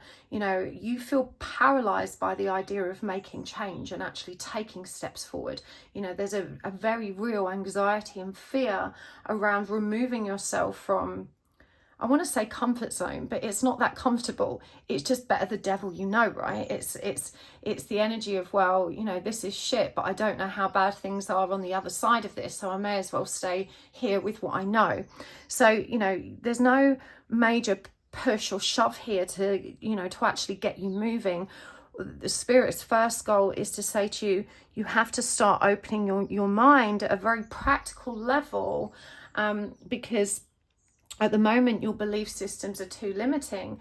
And even though you are a very emotional, very intuitive person, you do also lean heavy into logic and rationale when it's presented. And so the Knight of Pentacles looks at the real, tangible, practical solutions available to us, and it continues to observe and to study with the intention of arriving, you know, at some point at a conclusion which will allow for movement. You know, it's about planning. And so, you know, the first step for you is at least to acknowledge there are opportunities for change and to begin exploring them, you know, and rather than saying, well, it's impossible, I can't do anything, you need to take the attitude that I don't know what the solutions are yet, but I know logically obviously there must be some, therefore I'm going to commit to finding them, and I'm going to be diligent in doing that. The Knight of Pentacles is a very stable, very determined energy, and the horse, as I said, is connected to the energy of freedom and liberation. You know, this is spirit really reassuring you that there are options. You just haven't found them yet, but you're never going to find them if you don't acknowledge there are options. You know, part of the problem here is that you are really fixated on this idea that you are completely stuck, and spirit is saying you aren't. You can be free, you can be liberated, you can get out of this very painful energy, but you really do need to at least open your mind to the possibility of that and begin looking for those solutions. We've got home here as well, and it says belonging, origin and comfort, and it's followed by chaos, confusion, turmoil and falling apart, and past, which says emotional baggage, forgive and move on. So the past in particular, I'm again connecting back to this Three of Swords. You know, you're not just carrying the emotional baggage from childhood, but there is a lot of bitterness and resentment around a relationship in your past as well. And in particular with the twin card showing up front and center, it feels to me like this is why you have presented as the avoidant or the runner in this relationship, that you just don't feel you can open up your heart again. You know, it's a kind of once burned, twice shy energy. And it's also left you feeling so worthless and so, again, it's the energy of pessimistic. You know, it's kind of like, I really don't ever want to go through that again. But it's such a limiting and restricting belief, because the assumption here is that because it's happened once, it's bound to happen again. Now, of course, I have to acknowledge that is true for some people, but certainly here you have a divine connection that's presenting for you. I don't believe that it references the same person, and it feels like this person, I mean, I'm just paying attention to how, you know, you are turned away from self in this card, but in this one you are turned towards the light aspect. And you must remember that your divine counterpart is you. You know, they literally mirror your energy, and in one another you see your own light and dark aspects. So certainly for a divine feminine that normally appears on the left, you know, she will see, or she or he will see their shadows reflected in the masculine, and of course they will also see their light reflected in their counterpart too. For me, the feminine always appears on the left, and so it could well be that you are indeed the feminine in this connection, even though you are leaning into masculine energy at the moment, or perhaps you are experiencing the trajectory of feminine energy and you are actually in a masculine body. Either way, there is definitely a confusing mix of masculine and feminine energies here. Again, as I'm saying, the fact that it, you know, the darker aspect is preventing on the left. And I have to say, you know, feminine energy, or wounded, distorted feminine energy, definitely presents as victim mentality, you know, a codependent energy, which is why you're stuck where you are and unable to heal from the past, and a deeply emotional state that, you know, seems to overwhelm you. And so it could well be that you are in a masculine body and navigating this part of the journey, or that you are in masculine energy dealing with a very distorted feminine energy as well. Confusion, turmoil, falling apart in relation to the home. You know, you can see where you have become so consumed by the resentment, by the bitterness, by the frustration, the self-loathing, the regret, you know, that it has continued to create chaos. And this, I don't know if it was intended to look like a brain, but that's how I'm receiving it. It seems to have distorted your kind of mental faculties in such a way that you really cannot see a real way out. Everything just feels impossible, like you can never reconcile the pain and the chaos of your heart and mind, and that the past has somehow been so destructive that there's, you know, it's like a post-apocalyptic vibe that you are leaning into. But, you know, I'm guided again that we are what we believe we are, and part of the reason you are stuck is because of your unwillingness to actually face yourself, to actually nurture the divine nature of the experience you're having and lean into that and use that as a crux, which can kind of, you know, help you find purpose and the right practices to support you through this.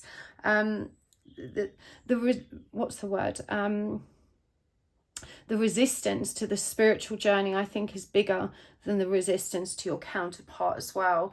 I do feel that the way you're both facing each other here reveals to me that there is a great deal of closeness and intimacy between you. Perhaps you've been really good friends, but it just feels like there is a strong resistance towards the spiritual nature of that connection that you are unwilling to accept. There's also this kind of, we're seeing it here with vanity and the way this person is kind of, I want to say, on a pedestal and preaching to the people before them, that there is also a general dislike of people and the people around you especially. I'm just feeling into this. Yeah, because this is a blue chakra card as well, which connects the energy of authenticity and truth. I feel that you do get very down and depressed when you look at the world around you and the nature of dysfunction and kind of low vibrational energies and communication that you witness and experience. It feels like it really does kind of crush you, and this causes you to kind of withdraw even more. And we can see with this mysticism, someone kind of stood on the outside, you know, shrouded in this cloak, kind of hidden, this standing in recognition of, I am so different, I don't fit in here. There's a part of you that is aware that all of that very shallow and vain lifestyle that you experience in other people is, you know, I think deep down you know it's not the best way to be, but because it's how everyone is, you still castigate yourself for not fitting into that. And you can see, you know, this represents a man who looks very spiritual in his presentation, but he's surrounded by people who look kind of quite modern. They're drinking alcohol, you know, and they're kind of, even though they're observing him, they are also kind of making a clear point about the differences between them. And it just feels you're not comfortable with this. You know, there's a part of you that recognizes that it's a beautiful gift to have such a big heart and such a deep perception of your reality, but there's another part of you that is crushed by it because no one else is like that, and it makes you feel perhaps like a freak. And we can see the rejection card here as well. You know, this person is an artist, but you can see that even though they're holding the brushes, they have the tools they need to create something beautiful. They are actually very distracted and consumed by, you know, this imaginary perception, and it is imaginary. It could be spiritual, but you can see they're not represented as real bodies. It's like these three stone, almost statue-like faces that are kind of leaning in with these very questioning and judgmental faces. And it just feels like you don't feel like you can step into your true spiritual purpose. You're almost scared to, you know, use the tools that you've been gifted with in a meaningful way, because you're aware of how other people might perceive this, and that kind of keeps you stuck. You don't want to be judged. You don't want to be seen as kind of the woo-woo weirdo. Now, 3 birds came through for you. And as I said, birds are always spiritual messengers. The owl, of course, is a representation of wisdom. The bat, for me, and you can see actually, I think they've illustrated it quite well here, even though these are actually really simple cards. But you can see this suggestion of the movement of energy, which is, of course, how bats navigate and communicate with their external reality. You know, they have extrasensory perception, which allows them to see without actually opening their eyes. For me, this is a powerful nod towards the energy of clairaudience and clairvoyance, and that awareness of an energetic movement or shift, even though it may not be verbally or visually communicated. The peacock, of course, is representative of the ego, this need to show off, to be validated, to show everyone who you really are. But because these gifts that you have aren't necessarily respected or appreciated by your peers or society at large, you know, you don't feel like you can truly embody this energy of pride and show the world, you know, all of the magic that resides within you. Odin is a powerful message here. It says your third eye is open. See truth for what it is and follow your intuition. And again, this is such a masculine energy. You know, in fact, when I'm looking at the cards again, there is a tremendous amount of masculine energy depicted. I do think that the Dream Visions Tarot in general is quite gender neutral, but you can certainly see here across these 3 cards at the bottom, and certainly this one looks particularly masculine to me, and even the High Priestess, You know, it doesn't have a suggestion of femininity, even though we normally associate it with that card. Again, it's so much masculine energy, and you're being reminded that you are truly both, and that there is no right or wrong way to be, whichever biological body you find yourself in, or whichever energy you find yourself leaning into. You know, true courage is in your power to be vulnerable and true to who you are, and this is the gift that you're being called upon to accept. But let's get some guidance cards for you as well, and some charms before we take this over to the extended. Okay, so this is the Divine Abundance Oracle, and we have detachment, individuality, sanctity,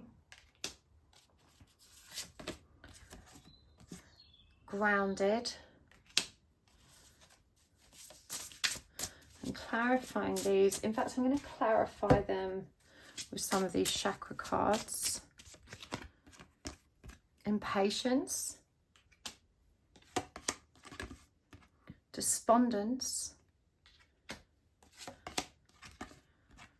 trickery,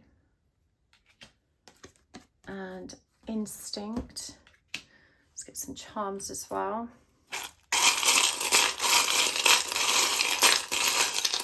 Okay, let's see what we've got. We have got the sacral chakra. Is Mercury in retrograde? Yes, it is. At the time of uploading this video, I believe it's the, I don't actually know what date it is today, it's the 18th of May today. I believe Mercury retrograde finishes on the 6th of June, but it is actually in retrograde right now as I upload. Right, the party animal sloth, the rainbow, and the diamond. Okay, and I'm going to get another one of these Keepers of the Light cards for you as well. We've got Dwalkul, Dharma unfolding. Okay, so detachment. With detachment, you finally feel whole inside, with or without the fulfillment of a particular desire. Ironically, that's often when it's unfulfilled. This is clarified by the energy of impatience, where we can see this person climbing up the ladder and they are reaching out to the moon. Now remember, the moon represents intuition, and so it may feel like such a long, arduous journey to arrive at the energy of fulfillment. Certainly for you, you've already convinced yourself it's not possible anyway, but it really is about focusing on what's on the inside and recognizing that in order to feel good about ourselves and content and fulfilled with life, we don't necessarily need to achieve a specific external reality. That most of society thinks, in order to be really happy, we need to have a solid career and all the money we need to be financially stable. We need to drive the right car and wear the right clothes, and everyone needs to respect who we are and be impressed by who we are, and we need to have a happy relationship with someone else that people approve of. And it's this idea that unless we can fulfill society's perception of what true achievement and satisfaction is, then we don't deserve to feel it.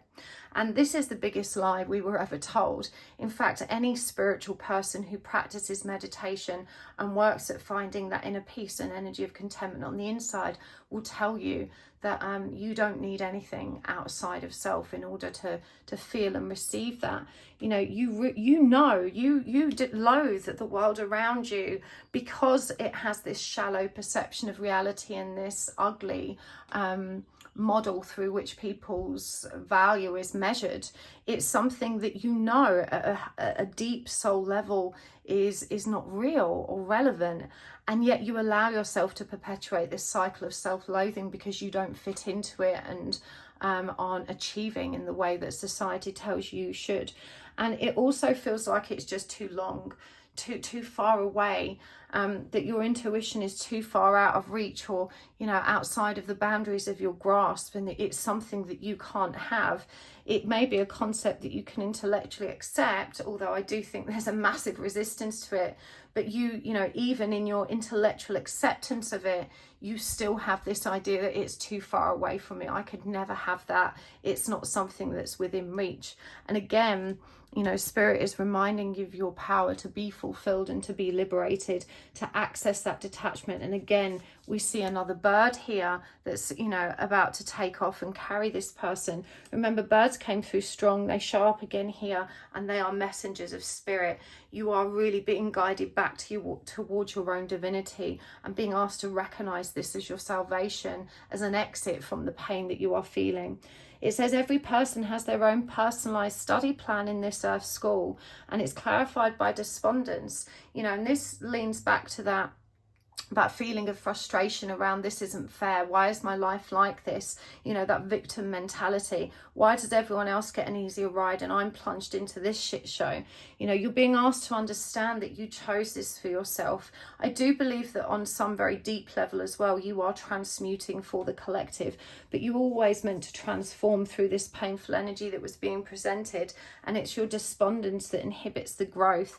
And I'm noticing as well here how there's this person observing the very feminine, worldly energy of growth and spiritual connection. You can see she's got her hands up to the heavens, and they're looking at it with their arms crossed, looking really pissed off, kind of, you know, I didn't want that. This isn't what I wanted for myself. You know, I wanted to be this big, successful person that everyone could respect.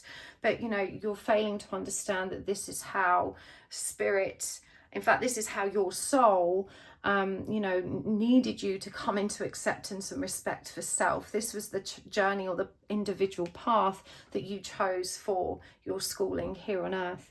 Through offering, even the most mundane problem can be sacrament.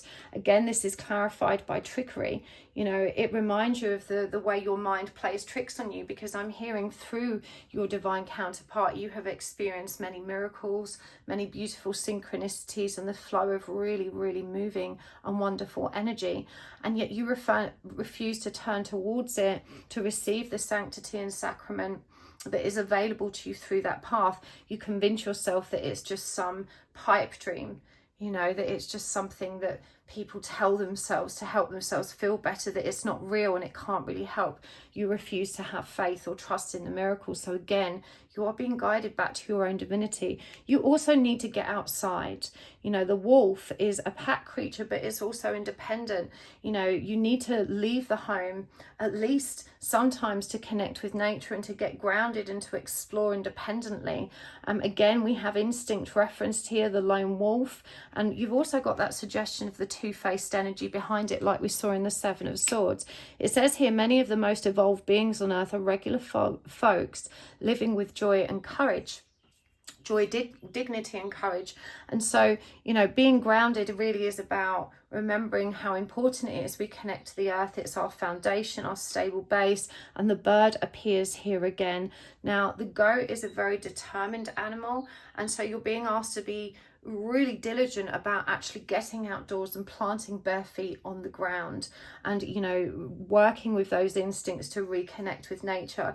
You may have had a passing interest in the outdoors or gardening, which you've never really pursued, but, you know, if you are sharing a home with people that are troubling and really hard to cope with, then sometimes just being outdoors in nature can really help us to neutralize that energy. Dwal call, Dharma unfolding. Remember that you are on a path. Take one step at a time towards happiness. So, you know, this impatience that you're feeling really needs to be tempered with the understanding that every step is a new step in the right direction. What you don't want to do is stand still. You know, 1 step, 2 step, 3 step is better than no steps. You have to take some steps. Remember, there's no pressure to start moving now, but you do need to start opening up to and considering which path you might move towards in order to release yourself from the pain that you've been in. You truly are a diamond. You know, you are a beautiful soul. You shine really, really bright. And even though it may feel like your lights have been dimmed by the experiences that you've had, you must remember that even though a diamond can be, you know, covered in muck, and I'm sure this came up in another reading, that they can always be polished and restored to their former beauty and glory. And you can too. You've definitely been very lazy about in interacting with others. This is a sloth, and so it's a massive contradiction to the label party animal. You need to get out more. You need to engage more, even though you may not feel like it. bit by bit, the more you start to socialize and to break out of your comfort zone, the more normal and comfortable those new experiences will feel to you. And, you know, kind of hiding yourself away, staying indoors, not connecting with other people and outdoors is definitely compounding this energy of it's a painful detachment rather than a healthy one to your own reality. The rainbow is symbolic of hope. It's symbolic of optimism. It's asking you to trust there is a pot of gold at the end.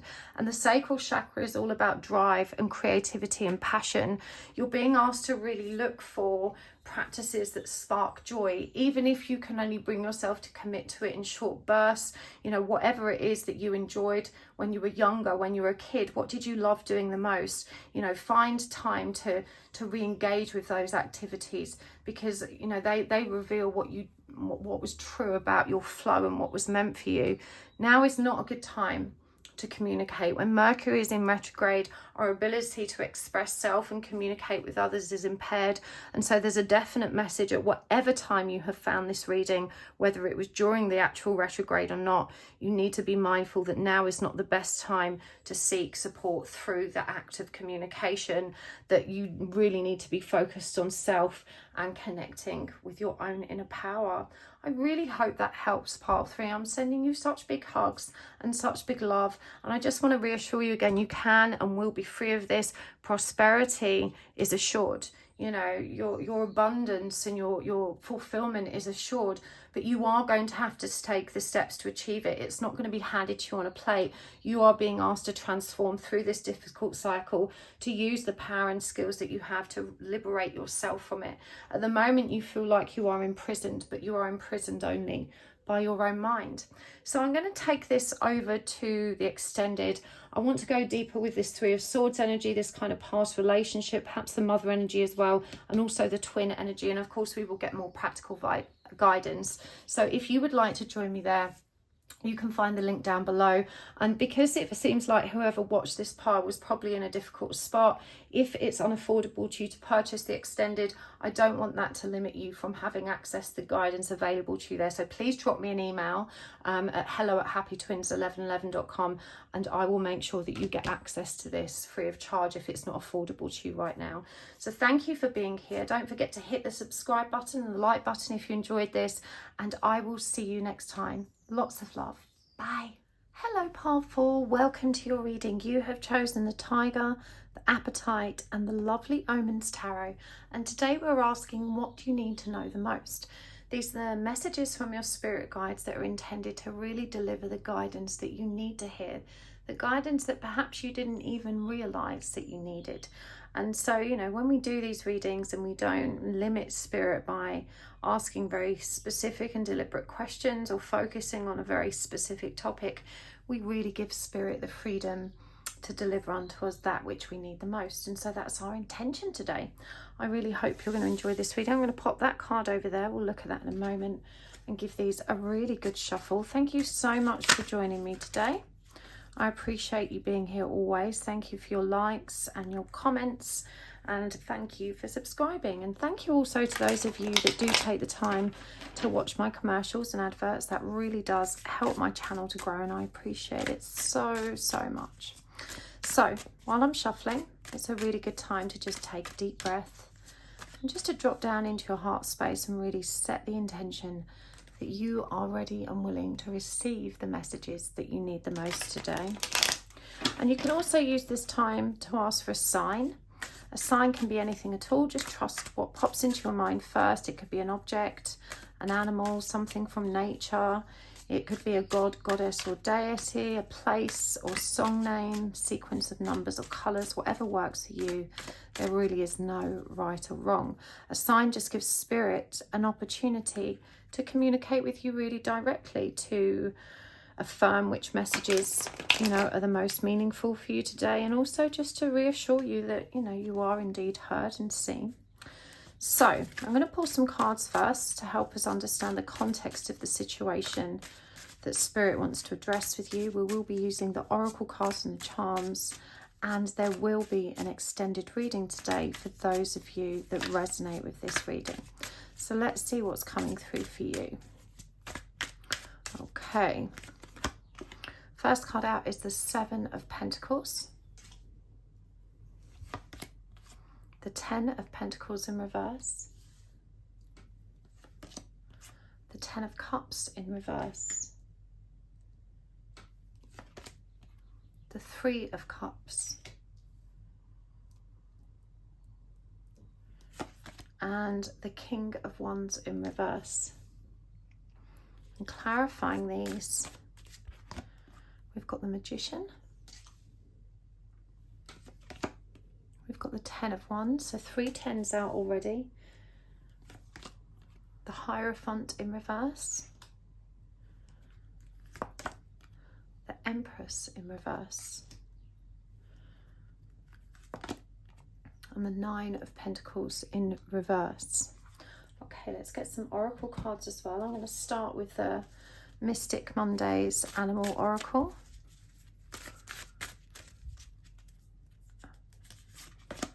We've got the Shark, the Giraffe, and the Panda. And from the Chakra Wisdom Oracle, we've got Self-Worth,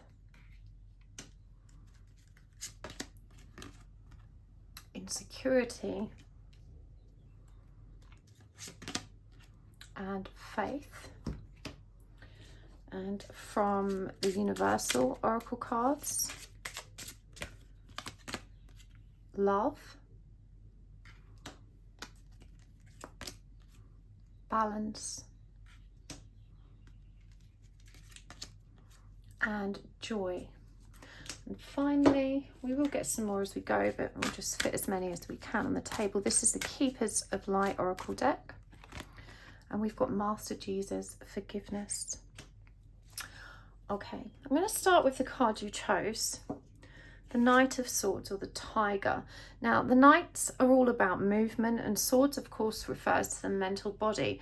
What really intrigues me about this particular Knight of Swords is that the Tiger is not grasping the sword as we normally would see the Knight of Swords doing, and he's actually turned away from it, you know, refusing to make eye contact even with the sword. Now, a sword represents mental clarity, truth, our intellect, and you can see that this is a very much of a turning away from those energies. And so even though we traditionally associate the Knight of Swords as being you know, intellectual or mental clarity, movement and truth, we're kind of seeing a contradiction to that here. And actually it does say highs, lows, conflict and tension. These are the kind of keywords represented in the card. And so I do think that there has been a deliberate avoidance of, you know, the mental function, and a kind of more leaning in to much more gentle, very empathic, emotional energies for you. And your thinking is a lot more balanced. It's no longer just focused on logic and reason, but is taking into account all of the different energies available to you through the emotional, spiritual and physical body. So even though there's definitely some tension and issues indicated here, this does strike me as someone that is very evolved. You know, tiger energy is also fierce. I'm also connecting it to the energy of the goddess Durga. She is often shown riding a lion or a tiger, and there is something very divinely feminine about Durga and her access to all the different schools and tools that allow her to be so successful, you know, in achieving her objectives. It's a very divinely feminine, very evolved, very ascended energy that we're picking up on. And so even though we are definitely referring to you as being someone who's very powerful, who's very much grown in their own spiritual light and purpose, what I'm picking up here is a period in your life in which you have felt really challenged at a professional level. And we can see where we start here with the Seven of Pentacles. The number of cats presented here definitely suggests to me that your career focus is definitely of an intuitive nature, that you're probably using your spiritual gifts or your empathic skills in some kind of professional way. And we can see here as well that it's clarified by the energy of the Magician, which is that energy of being empowered, a mastery of skills. And again, like I mentioned with Durga, access to all the skills and tools you actually need to be successful. It's the energy energy of manifesting. And so I feel like you've been very focused on your professional life, but the Seven of Pentacles to me indicates some kind of frustration or impatience.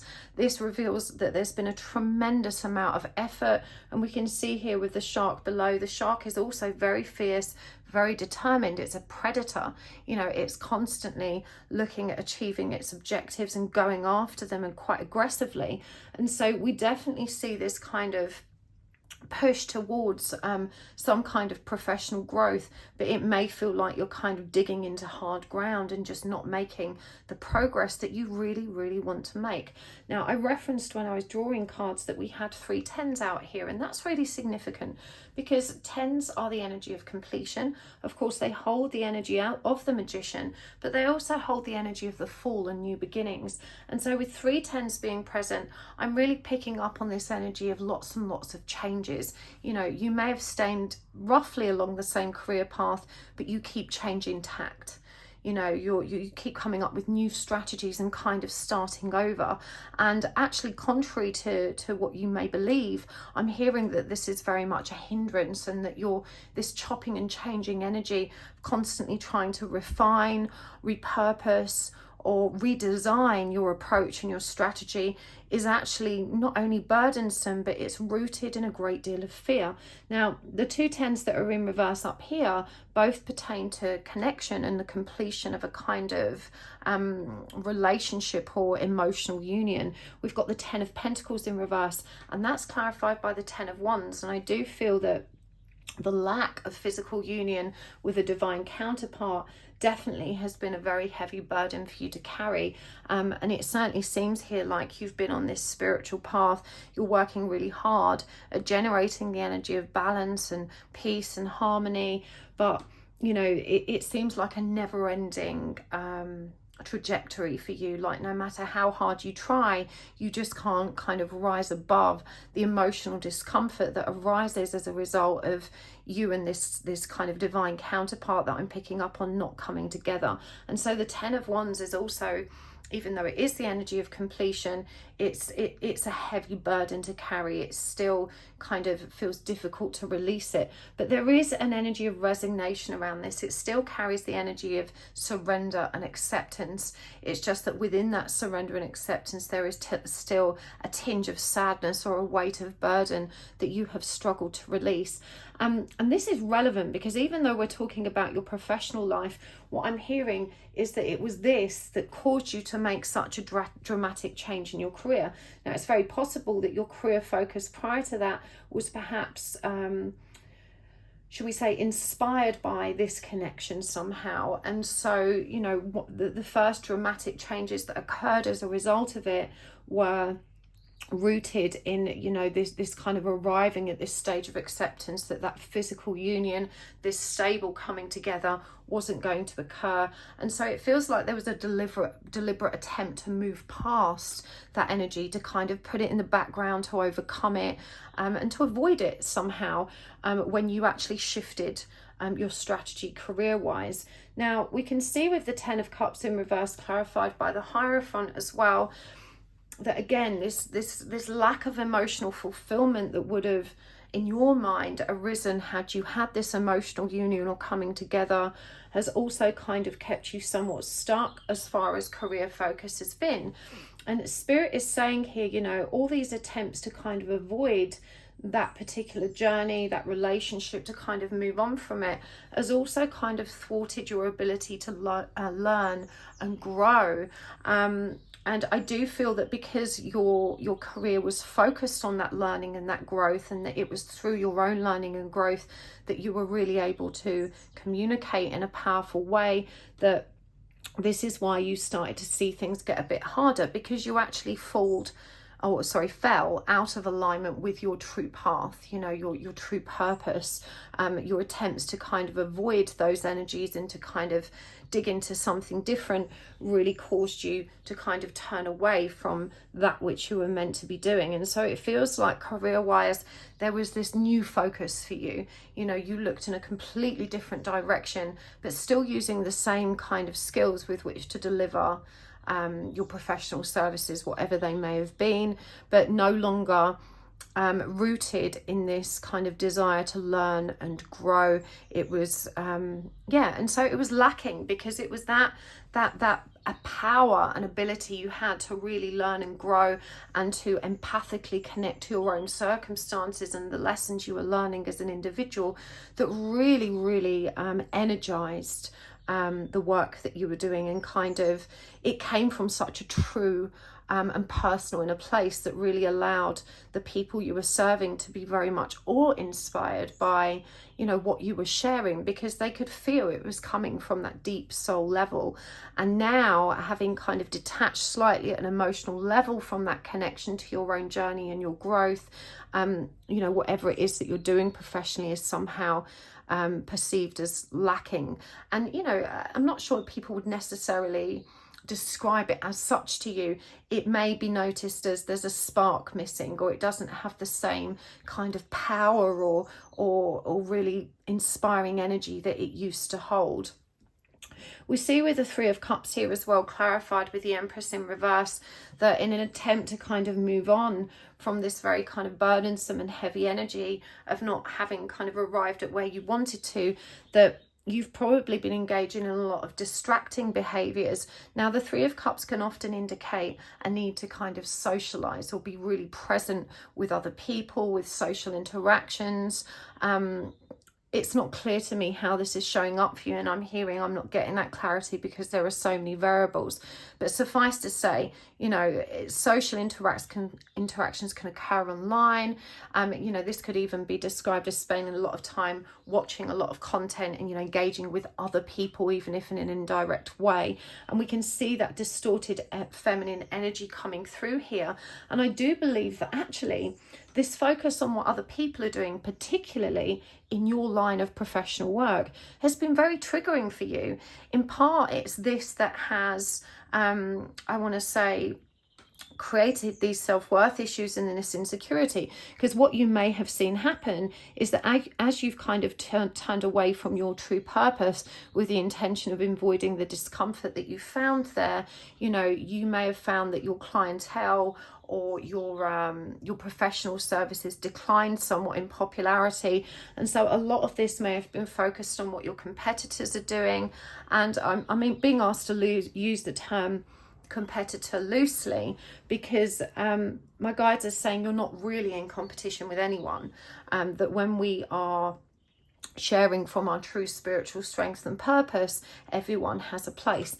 And so even your perception of this as, you know, my peers are doing something different and I'm not as good at them, has kind of really rattled you to the core. And being in that distorted feminine energy, rather than recognizing that, you know, this kind of decline in I want to say, I don't know if popularity is the right word, it may be true for some of you, but this decline in your offering, or should we say a reduced level of interest in what you are actually working with, has been received by you in a very, very personal way. You've not necessarily attributed it to kind of, you know, falling out of alignment with your true path. Instead, you're comparing yourself to your peers and thinking that you're simply no longer good enough.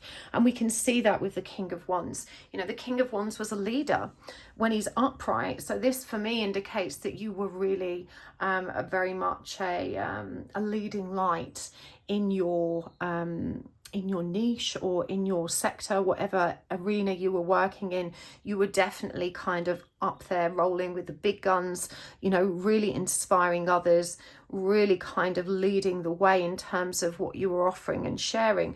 And so we can see that, you know, as that's declined, you've begun to feel less than. And so you're being asked here to consider how you may not have realized how much you validated yourself and really supported your self-esteem through the engagement of your career practices. Now, for many of you, this goes back to childhood, in which, you know, when you were being rewarded in academically, or, you know, in competitive sports or hobbies, or you were doing well at something, you received a lot of attention, a lot of approval, a lot of love, and a lot of rewards. And likely when you weren't doing quite so well, you may have experienced disapproval or some kind of perceived rejection or abandonment from caregivers, academic teachers and guides and so forth. And so there's a very strong correlation for you between, you know, how you are performing in a material level, and how you feel about yourself. And so you're really being guided to pay attention to this. Now we see here the King of Wands is clarified by the Nine of Pentacles, which is definitely feeling less than abundant. When we turn this card upright, we can see all the lucky paws. I always see paws as lucky, and so you may feel like, you know, the tide has turned in your niche or your sector, that you've been very unlucky and that you've just kind of been pushed to the outer edges. You may have come to some really, I want to say, practical, logical conclusions as to why that is. But the universe is reminding you of your power to manifest. They're reminding you that when you get your mind and your heart aligned, and you step back into that energy of manifesting from the perspective of belief and from the perspective of self-worth, that you can actually reverse, you know, this decline that you have experienced. You know, what I'm hearing is all is not lost. And I think the struggle with you is that you are so balanced and you are so emotionally intelligent, and actually in many respects this kind of movement or avoidance away from the divine counterpart has brought you a lot of peace and allowed you to be more balanced. And so you've not necessarily made the connection between the impact it's had on your career, and therefore you're looking for all of these kind of more logical or, you know, rational explanations as to why that has happened. And so what you need to understand is that, you know, divine connection aside, the spiritual growth and the experience you were having as a result of the connection was very much defined as part of your overall life purpose, and that you were living in congruence with that when things were happening really well for you. And that now, because you're seeing it declining, that may have also caused some financial challenges for you, that the focus has shifted to a more economic perspective. You know, I really need to fix this because I need the money. You know, something's happening out there that has interfered with it that I don't know about. You're not necessarily now focused on mission or what feels good or trusting in that divine impulse, because you're very much connected for it and trying to kind of run away from it, partially run away from it is what I'm hearing. I'm hearing you still have spiritual focus, but you have kind of decided that you don't want to have that spiritual focus, and this is what's had the kind of ongoing impact. And so, you know, the guidance here is to remember that certainly where divine counterparts are concerned, there's nothing wrong with, you know, arriving at the conclusion that I don't want to interact with or be reminded of that connection. It's an energy that we all go through at some point. However, it's worth, you know, being really radically honest with yourself and recognizing that that is a runner energy. It's an avoidant energy. It's born of pain. It's born of non-acceptance, resistance and discomfort. And it reveals a part of you that still needs to be healed. And even though we can receive some temporary respite when we kind of run or turn away from it, actually we are really running from ourselves and the pain that sits beneath that uncomfortable feeling. True surrender and acceptance, when it's really stable and balanced, you know, it expresses itself as a feeling of harmony and peace, and that, you know, you are really genuinely at peace with the status quo, however it may be, that you are not attached to a specific outcome, and therefore you don't feel as disappointed or burdened when, you know, that expectation isn't met. And so, you know, the secret to your success actually lies in the emotional balancing and the healing work that you have ultimate power over. And this is good news, because you felt very disempowered. You felt that you had no control over how these markets have moved, and your again, the popularity comes through again, but I'm guided to say that's not the right term for some of you. For some of you, it's more about the value of your work, or the perception of value around your work. And so, you know, you may have felt very disempowered, that you had no control over it, like it's just the way of the world that things have moved in this way, or that your peers are doing something more unique and special than you. And you may have therefore created a lot of strategies to try and compete, to try and do what they're doing, to try and see what the market wants, and to try and improve or transform your services along those lines. You know, so it's really positive for you to hear and know in this moment that, you know, those what everyone else is doing or what appears to be popular is irrelevant, and that actually when comparing yourself to your peers, you're really being guided to not pay attention to what you can perceive with your human senses, you know, how it looks, perhaps their branding, their presentation, how they're communicating their message, their sales and marketing strategies. You know, instead you need to be looking at the energy they are bringing to the table. And if you are able to reflect on the work you were doing in the past, and to really tune into the shift in vibration that occurred round about this time that you consciously chose to turn away from your soulmate or twin flame journey. The cards that come through here are love, balance and joy. It says universal, unconditional love and source, harmony, equilibrium, equality, and play, celebration, fun and lightness.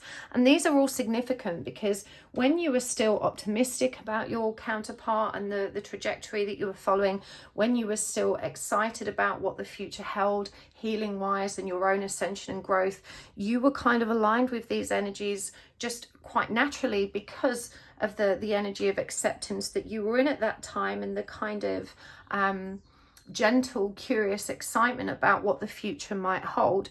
It feels like it's gone on for so long that your patience, you know, as we're seeing with the Seven of Pentacles, has kind of slowly worn down and left you feeling just deflated. Sometimes you feel like you betrayed or cheated yourself, or allowed yourself to really invest in this expectation of union. But you know, I'm being asked to make that okay for you, because we all go through that period. And I think actually it's very healthy to be overly optimistic or idealistic about our future, because sometimes when we're in a really difficult, challenging spot, it's that optimism that actually drives us forward and allows us to stay focused on what the journey requires of us. And so at some point you simply fell out of alignment. But I want to remind you where we started. You know, the universe is saying you do have all the skills and tools you need. You've been in this energy before. And so, you know, like everything, you're cycling through it again, seeing it from a much broader perspective, and you're simply being asked to reevaluate, rebalance self in order to maintain alignment within this shift. The giraffe, you know, I don't actually know the traditional or intended meaning or symbolism of a giraffe, but I'm seeing, of course, this long neck, its elevated viewpoint. It can see much farther and wider than most creatures because of this very long neck and its ability to kind of, in many cases, see above the trees and, you know, really see a much wider vista. And so, you know, you're really being reminded how evolved your perspective actually is, how much information you have access to and can draw on to really affirm the truth that already exists within you. And we've got the panda here as well. And again, much like I said about the giraffe, I'm not familiar with the traditional intended meaning of the panda, but I see all bears, and perhaps wrongly or rightly, again, I don't know what the traditional meaning is, but with bears, I just see them as this very comforting energy.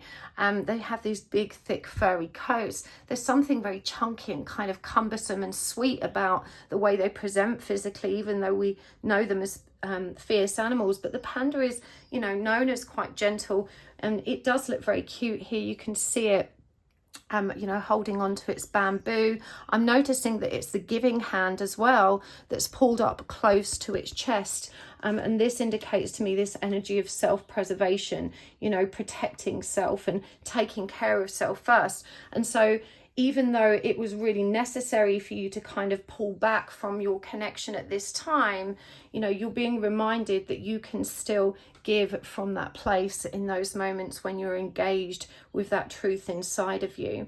And so, you know, moving on to self-worth and the insecurity energy and the faith, it definitely feels to me like this kind of sudden decline in your work or your career or your business has definitely kind of really triggered those deeper layers of wounds that were connected to self-worth and insecurity and fear. But this card came out in one of the other piles, and you can see here that there's this kind of beautiful throne that's being illuminated by spirit despite all of this cold around them, and they're kind of being, you know, driven forward. It's like the universe saying, look, you know, sit on your throne. You need to take back your throne, take back your power. You're meant to be in this King of Wands energy, this powerful spiritual leader energy, but you can't do that when you have literally decided, I don't want to sit on this throne anymore. This perspective doesn't suit me anymore, so I'm going to kind of stand over here. You've literally put yourself in the cold by detaching from a mission or spiritual purpose and journey that was so meaningful and that really allowed you to be in this very faithful and aligned energy. And we can see here as well, it's sacral chakra energy, which is connected to passion, creativity, and that divine impulse to create something meaningful. Certainly your role within your sector or niche or industry was a significant one, and it only ceased to be because you stopped perceiving what you were doing as significant and decided it no longer served you. And if it's not serving you, you cannot, communicate that to others and consequently serve others. And so you can see where the gap has been here. And this insecurity, and again, the heart being triggered, we can see this kind of devil energy, which is about attachment, obsession. And I'm noticing how it's showing up outside of self. And coming back to this energy of really looking at your peers, I do think you've kind of tried to fit yourself in boxes that don't fit. You are looking at what other people are doing and you're thinking, okay, well, that's worked for them. Maybe I can make that work for me. It may not have been, I want to say, that practical in its choosing. It may also have been that you've just simply been inspired by what others are doing and you really wanted to kind of align with those same energies. But what you were doing is just kind of moving further and further away from self and the truth of who you are.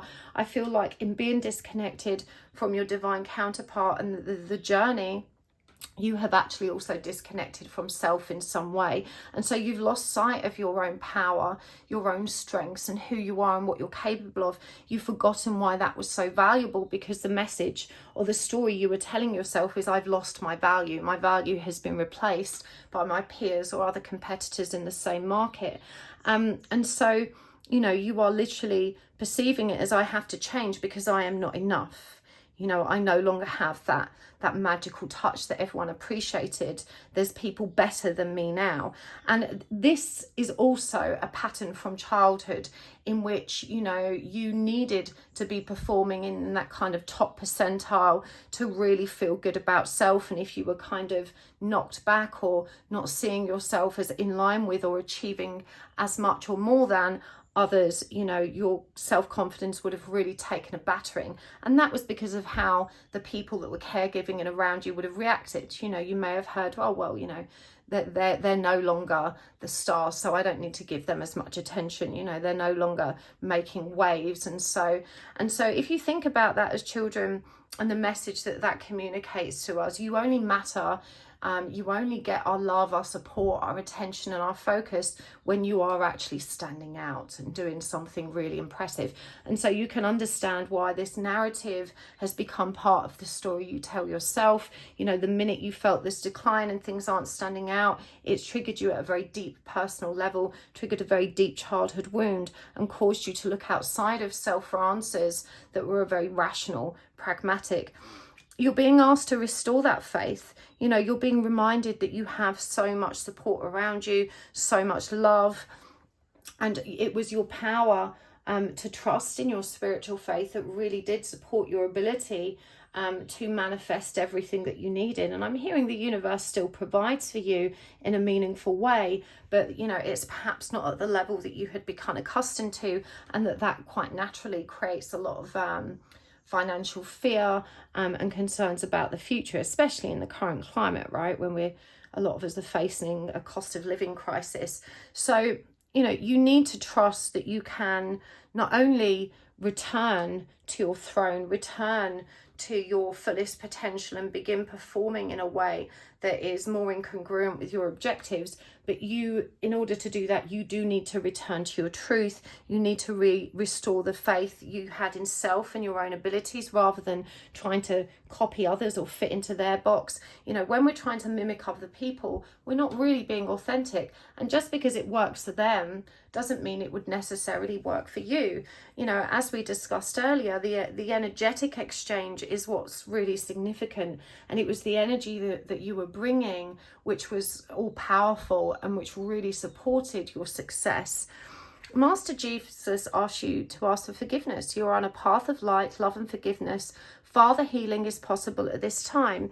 And so this for me is a really profound nod again towards the counterpart, because if you have a very deep father wound that is unresolved, and you are in a connection with someone who is in masculine energy, I definitely feel that you are divinely feminine energy.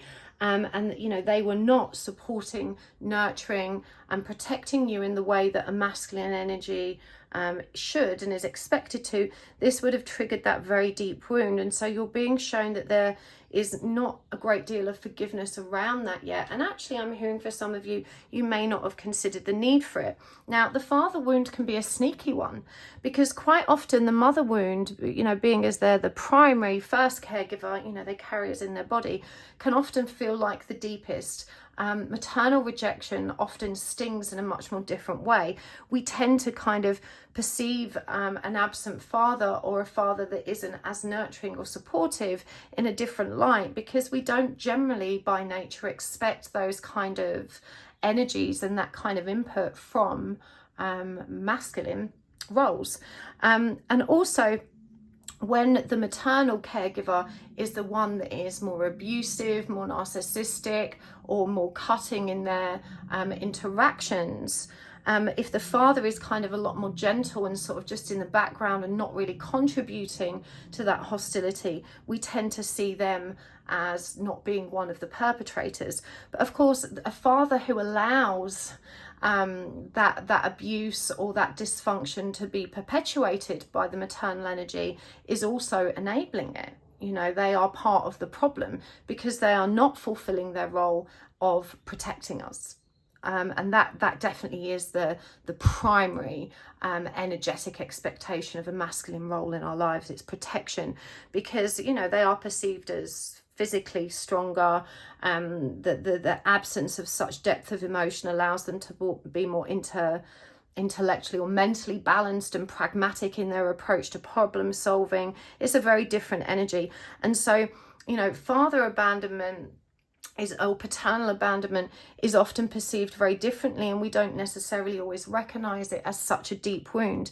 And I do feel that maybe some of this will resonate quite deeply for you, that, you know, you may think, oh no, you know, dad was really nice, he was always quite kind to me, I had a better relationship. But if dad wasn't there sticking up for you and protecting you from an unruly, wayward mother, you know, dad did abandon you in a very literal way. And that's a really deep wound, and it causes a great deal of trust issues in intimate relationships with masculine energies. And I'm hearing for you, you've kind of arrived at the conclusion that you're much happier without a masculine energy. You know, I don't need it in my life. And you may describe it as just a personal choice and very normal, but I'm really hearing that you are not really being entirely authentic with self, because beneath that decision there is definitely a fear of that intimacy, because you've kind of resigned yourself to the idea that it's not something that's can realistically be expected or relied upon, and so it doesn't feel safe to you. So there's a lot of deep healing that you're being asked to do here, pile 4. As I said, you know, overall I get a very evolved, very ascended energy, and spirit also want to commend you for how far you've come. You know, they're reminding you of the incredible work you have already done today, and also reassuring you that this kind of temporary dip is just a temporary dip.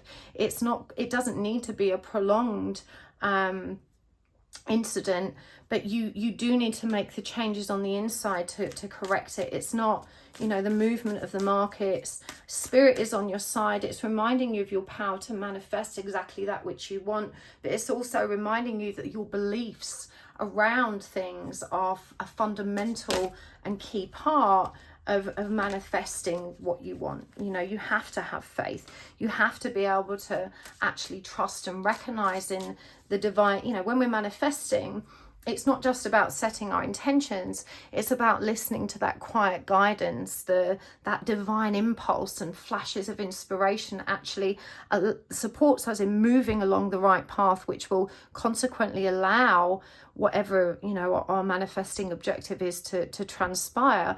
And so in your case, you know, there's definitely a disconnect between what you're trying to manifest and not hearing the guidance, because there's this storyline in the middle that keeps you stuck in a different, less faithful kind of thinking. And as I said, this is about forgiveness of self as well, because you beat yourself up, and, you know, being really harsh with ourselves doesn't support positive change or transformation. You know, and usually when we hold resentment or lack of forgiveness for self, that is way more destructive than our inability to forgive someone else. There's a lot of regret here. There is I'm hearing for some of you, you may have put your work literally in the bin, you know, kind of removed it somehow.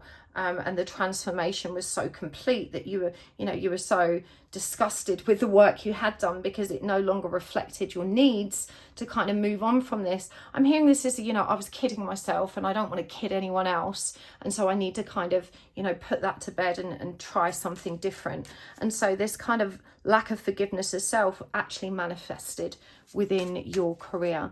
Let's see what the guidance is for you. I was going to get oracle cards, but I feel like I need to get some more tarot as well before we take this over to the extended. We've got the 9 of Cups in reverse, the Chariot, the 9 of Swords in reverse. That's 3 9s that have come out for you as well.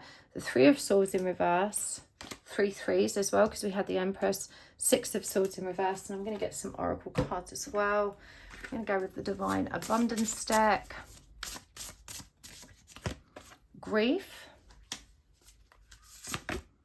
deepening, inner power, Lion shows up for you again there, and limitless. And from the charm bowl,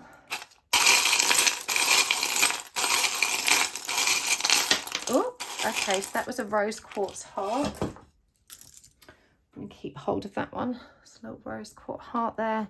And we also have You Are Safe With Me, Oh La La, the police car, the record player, and the white rabbit. Now that's really interesting because the first card was 7 of Pentacles, which is very much connected to patience.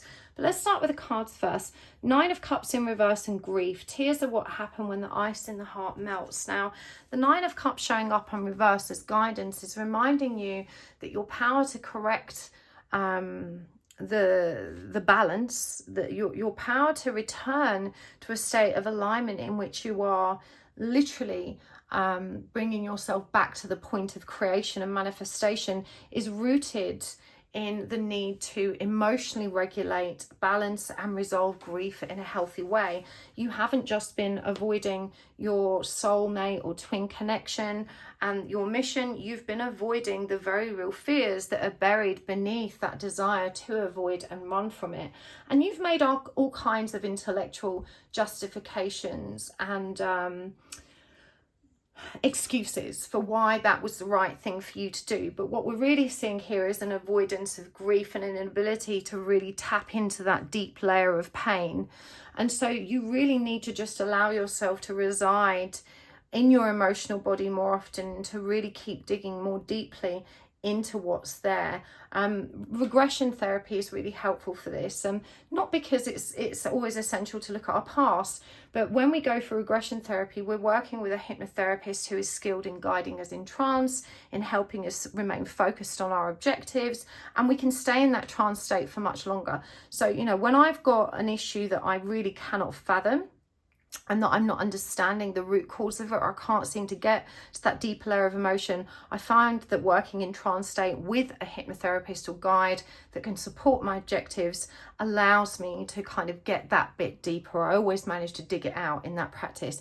I've included the contact details to my regression therapist in the description box. She is in London, but you can see her online. That's what I do. So we've also got the Chariot here, clarified by deepening. It says, once you're on earth for enough lifetimes, your old soul will begin to long for non-grasping detachment and surrender. They bring the peace of God. You know, this is really a powerful reminder that you are an old soul. The Chariot is here as well. That's indicative of your divine purpose, your soul's mission, and this powerful drive that's intended to lead you there through this transformative process of detachment and surrender. So pay attention. You know, running isn't surrender. You know, running away and saying, I can't be around this because it hurts me too much, it makes me too angry, or, you know, it just doesn't feel productive, it's not giving me what I want. That is not surrender. Giving up is not surrender. Surrender is being an acceptance of what is, being okay with whatever transpires, you know, and not resisting our present reality, no matter how it presents. And so, you know, this perceived energy of surrender is actually running or avoiding energy. And so, you know, your divine purpose is to overcome that and to really find the true peace that is available to you. We've got the Nine of Swords in reverse as well, about releasing anxiety and stress. And it says here, give me the courage and the power to do what must be done. Again, the lion is a significant energy for you. It came up as tiger. I'm definitely being nudged to remind you again of Goddess Durga. It may help you to read her storyline. But you know, this is about being brave enough to reface. I don't even know if that's the appropriate word or if it is never a word. You need to face your pain again and face what this connection was trying to teach you. And again, with the Three of Swords, you know, this is how you're going to resolve that grief. I'm hearing that you cannot necessarily move on until you have jumped this hurdle. You know, we can't skip chapters. You are limitless, but you need to see yourself open to receive. You need to trust that, you know, Spirit delivers unto us what we need in the most miraculous and sometimes peculiar ways. And it says the divine can use anything and anyone. In this case, it is using your work, you know, to show you are out of alignment, because it has such an impact on your life that it was very much hoping that this would cause you to go in and recognize, okay, something is off balance here because things are no longer flowing in the way they were meant to, and I'm no longer kind of receiving that transformative energy and abundance that really allowed me to be so successful.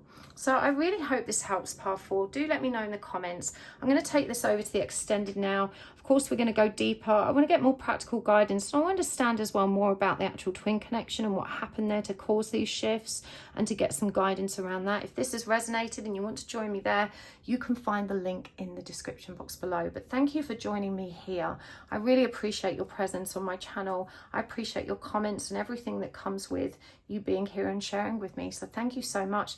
Don't forget to check my website at happysouls1111.com. I have got classes coming up, mediumship for beginners, and also it's been rescheduled because there was some funny issues with the first one, but twin flame energy healing. If you are on that journey, which I think you are, you may find that very useful, and that is this Saturday, the 21st of May. Hopefully I'll see you there. Take care. Bye.